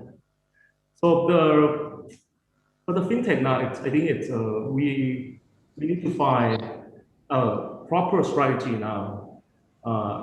In my view, I think we need to balance between risk and growth. We cannot grow like this here and in this situation, right?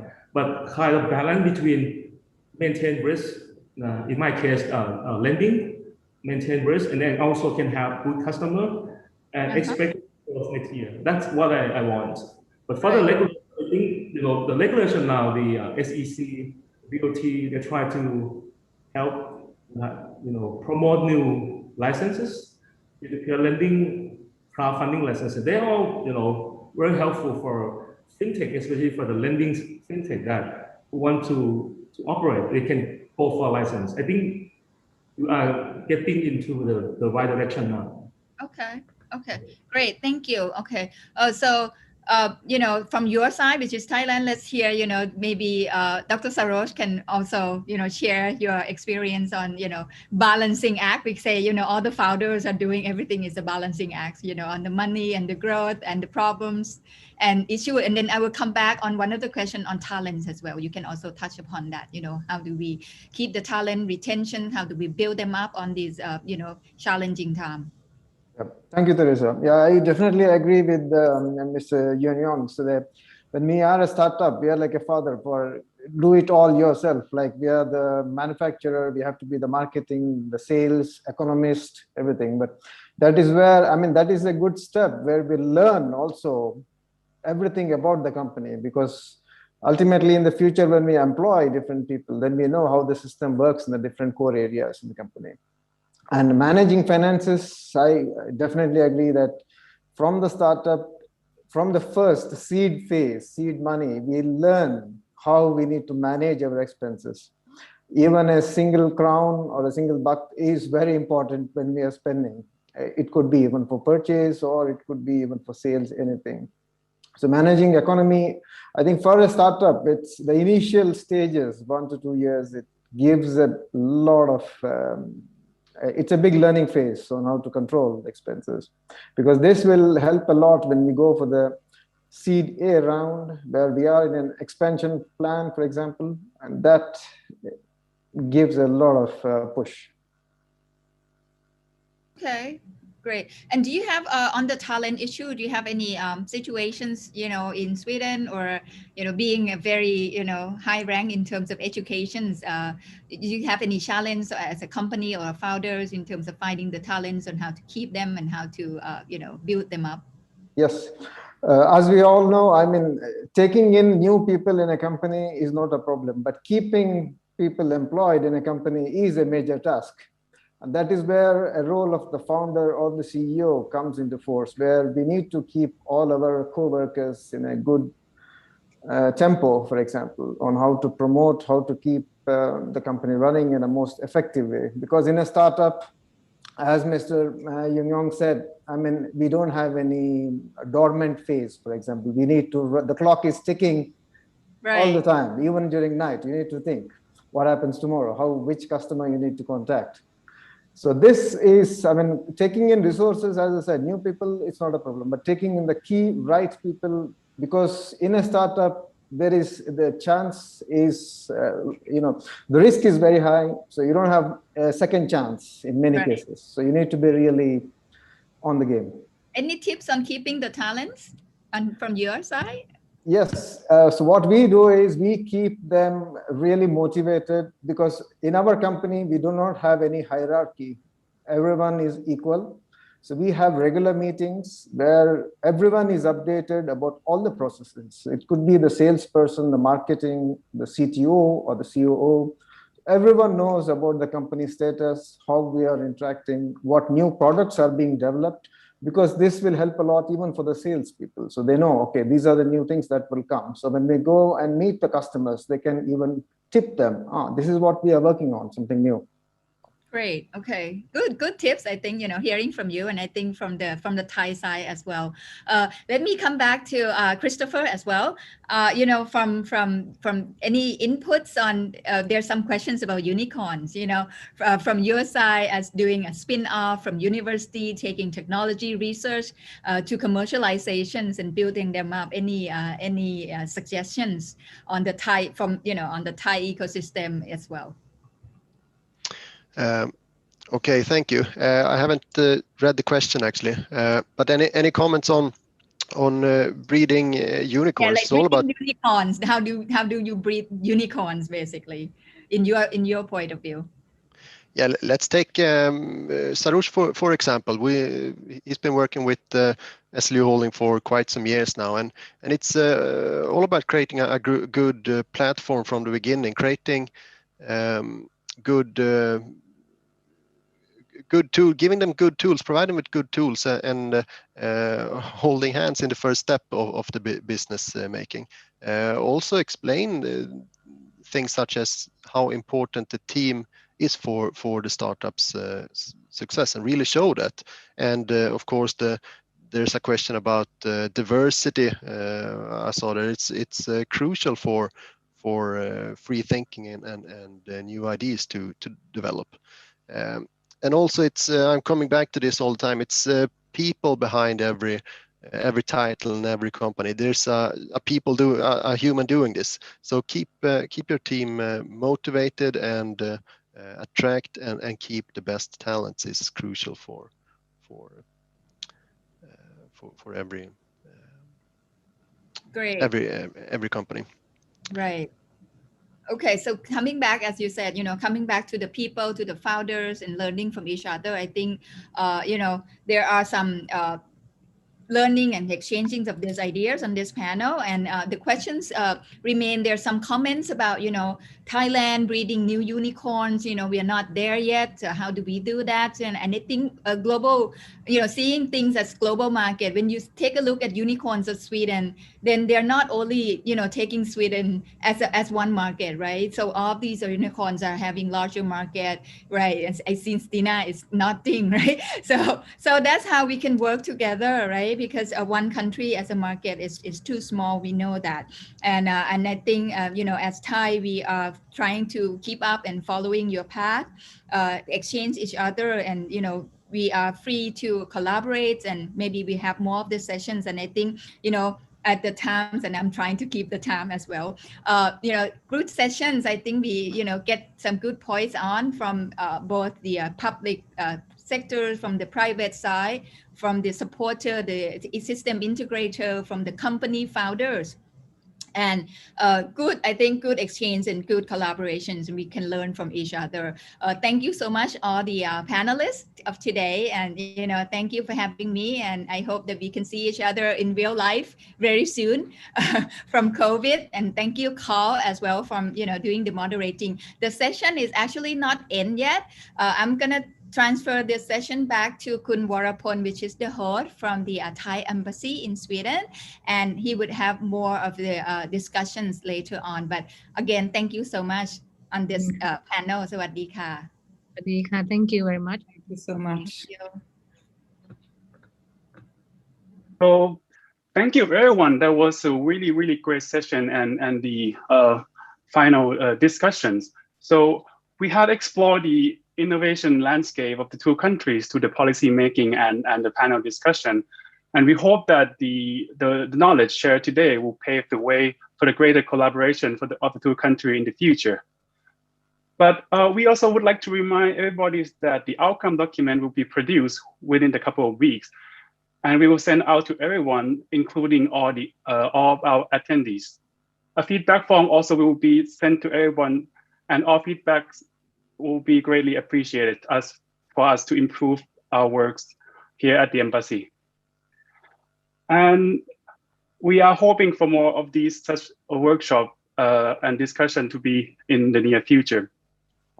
And now, note that the next presentation is not part of the official agenda. So if you have to leave now, you can leave now, but this is an extra bit from the Minister Counselor in Brussels.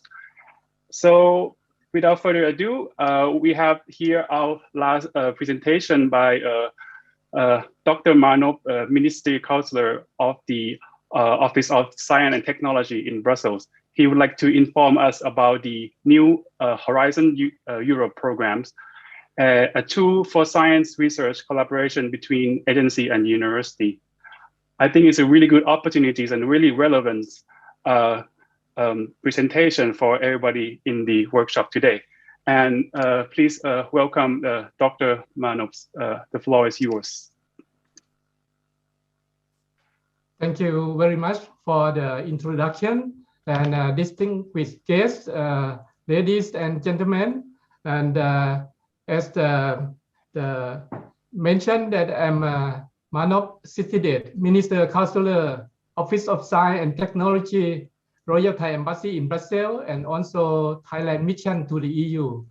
I think maybe I would like to have the embassy from Stockholm, Royal Thai Embassy, to share my slide because I don't see my option. Thank you very much. And first of all, I would like to thank Royal Thai Embassy in Stockholm for inviting me to share the Horizon Europe information, which I think is very good opportunity for Thailand and Sweden to collaborate on research and innovation. I have been providing the information during the last 3 days, but in different focusing topic. Today, I will be focusing on the innovation. Next, please. My content today, I will be very brief, mention about, introduce my office and Horizon Europe in the big picture, and then the core and funding opportunity related to the topic we are discussing today. Next, please. Next, please.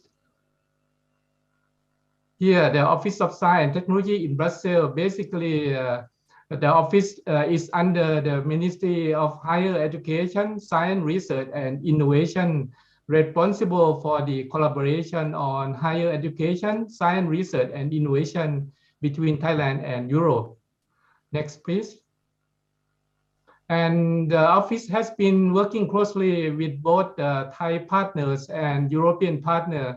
The Thai partner, for example, Team Thailand and Royal Thai Embassy in Europe. That's why I'm here today, and also with the different organization, for example, the Association of Thai Professionals in European Region, ADPER, and also with the European partner, for example, with the European Commission, especially with DG Research and Innovation. That's why I obtained the information to share with you today. Next, please. And now I would like to provide you the information, a big picture for the Horizon Europe. So basically, the Horizon Europe is the new research and innovation framework program with the new budget of the 95.5 billion euro that will cover from 2021 to 2027, which is the largest budget in the world. And for Horizon Europe, in the big picture, we have the pillar one, dealing with excellent science.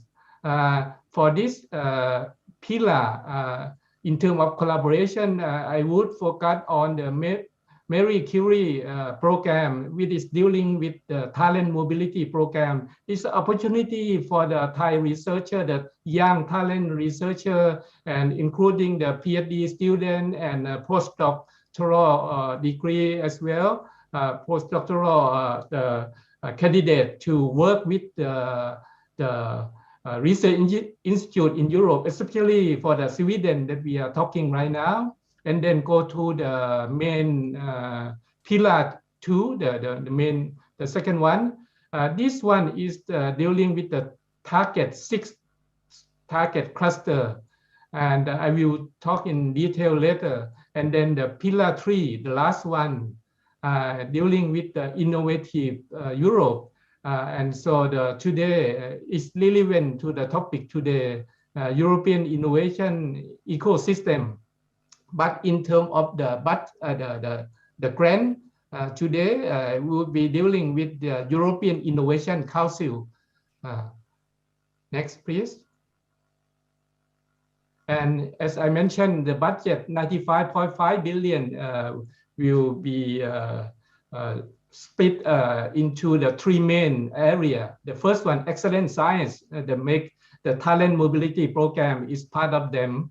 And the next one, the global challenge. And this one is the big portion in terms of the budget with 53.5 billion.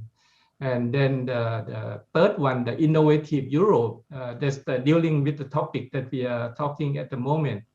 Next one, please.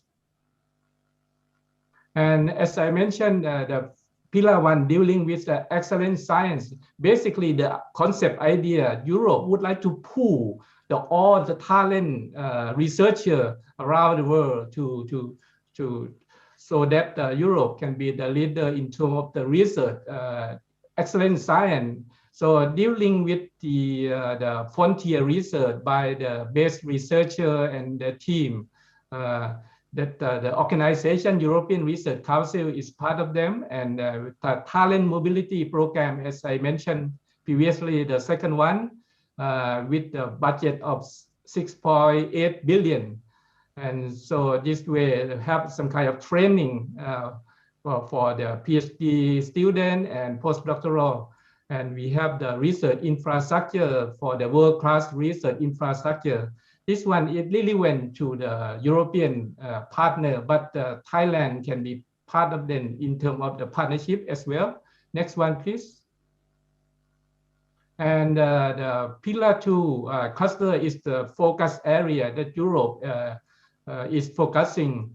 Most of them are dealing with related to European Green Deal, which is the new policy of the EU with the most of the budget will spend on the global challenge and European industrial competitiveness in 6 areas: in health, in food, in civil security for society. This one also dealing with the disaster prevention and management, the climate, energy and mobility, and the digital industry and space. The SME also dealing with this area as well.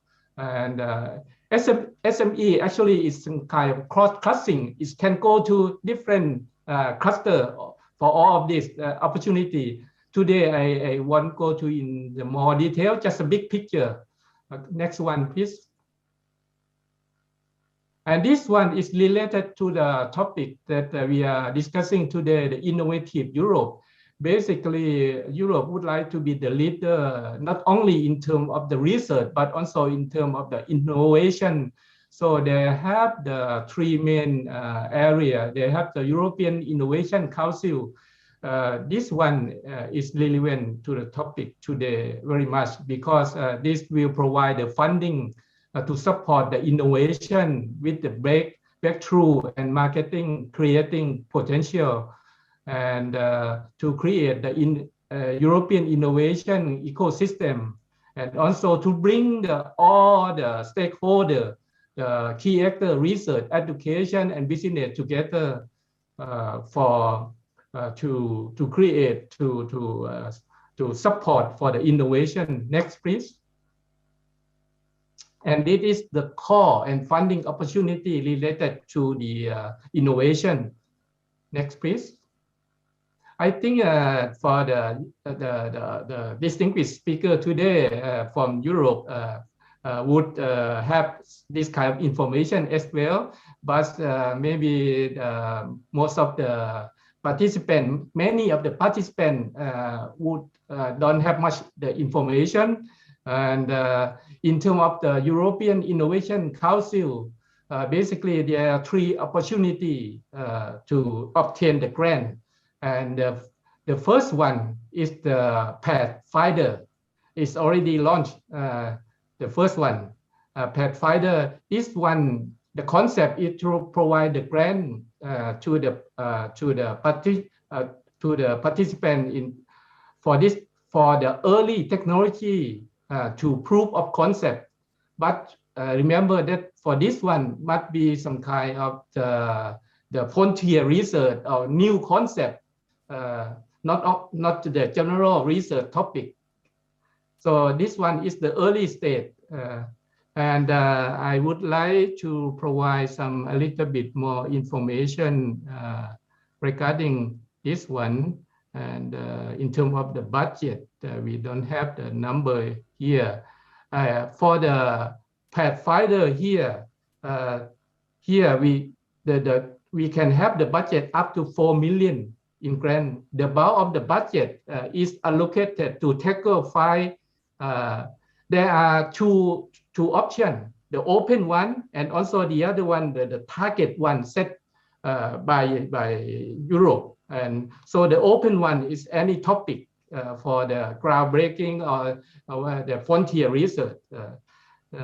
So in terms of the no predefined thematic priority, there is the opportunity for, as I mentioned, the budget up to 4 million, and also there are 132 million allocated for tackle 5 Pathfinder. What are the 5 Pathfinder areas? There are sales-aware artificial intelligence AI tool to measure brain activity, cell and gene therapy, green hydrogen, and engineer living material. Next one, the transition state.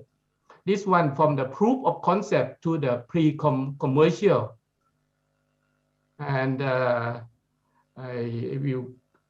for the transition here, we have the opportunity for this one, and up to 100 million euro. And then for the third one is accelerator. This one is the tough one because it's from the pre-commercial to market and scale up. And this one have the budget, the largest one, 1 billion euro. And this one, for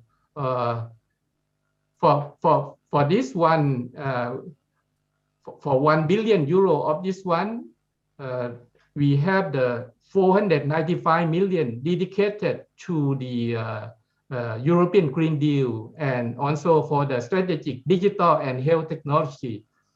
And I would like to mention that how Thai researchers can participate with Sweden in this case. That's very important. Normally, generally, the Thai researcher must join a consortium. A consortium must be formed by 3 different European partners from 3 different countries.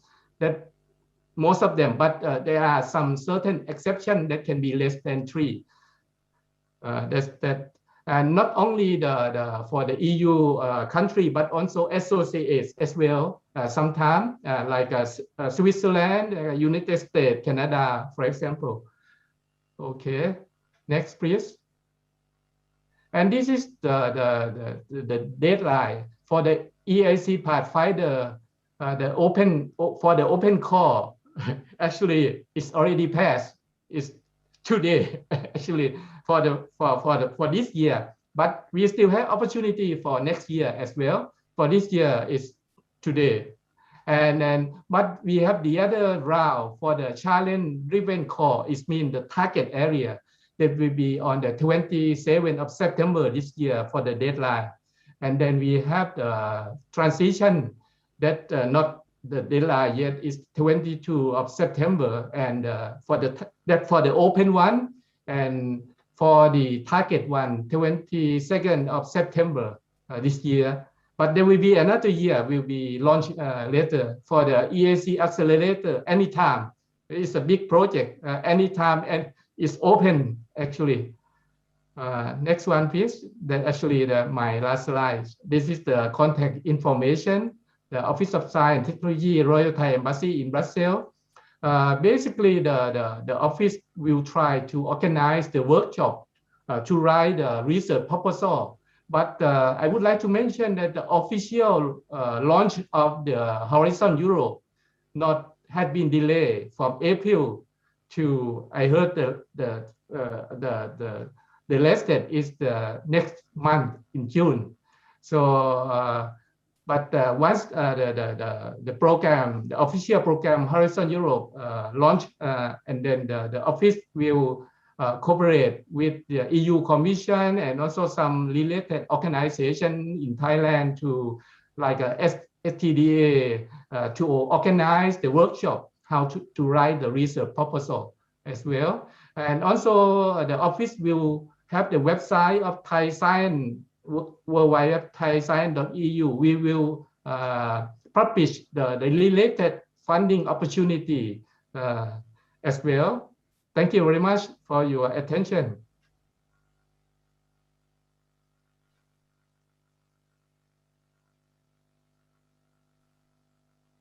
Thank you, Dr. Marnov. That was a really nice presentation, and I'm sure that it was be really relevant and useful for all the attendees today. And that's all for today. We would then, the Royal Thai Embassy would like to thank everybody for participating the workshop today. And yeah, we hope you have learned many new information, and as we mentioned that we would like to have more of these even later on. So hope to see you again later. Thank you everybody very much. Thank you very much. สวัสดีครับ สวัสดีครับ Thank you everyone. สวัสดีครับ Thank you. สวัสดีค่ะ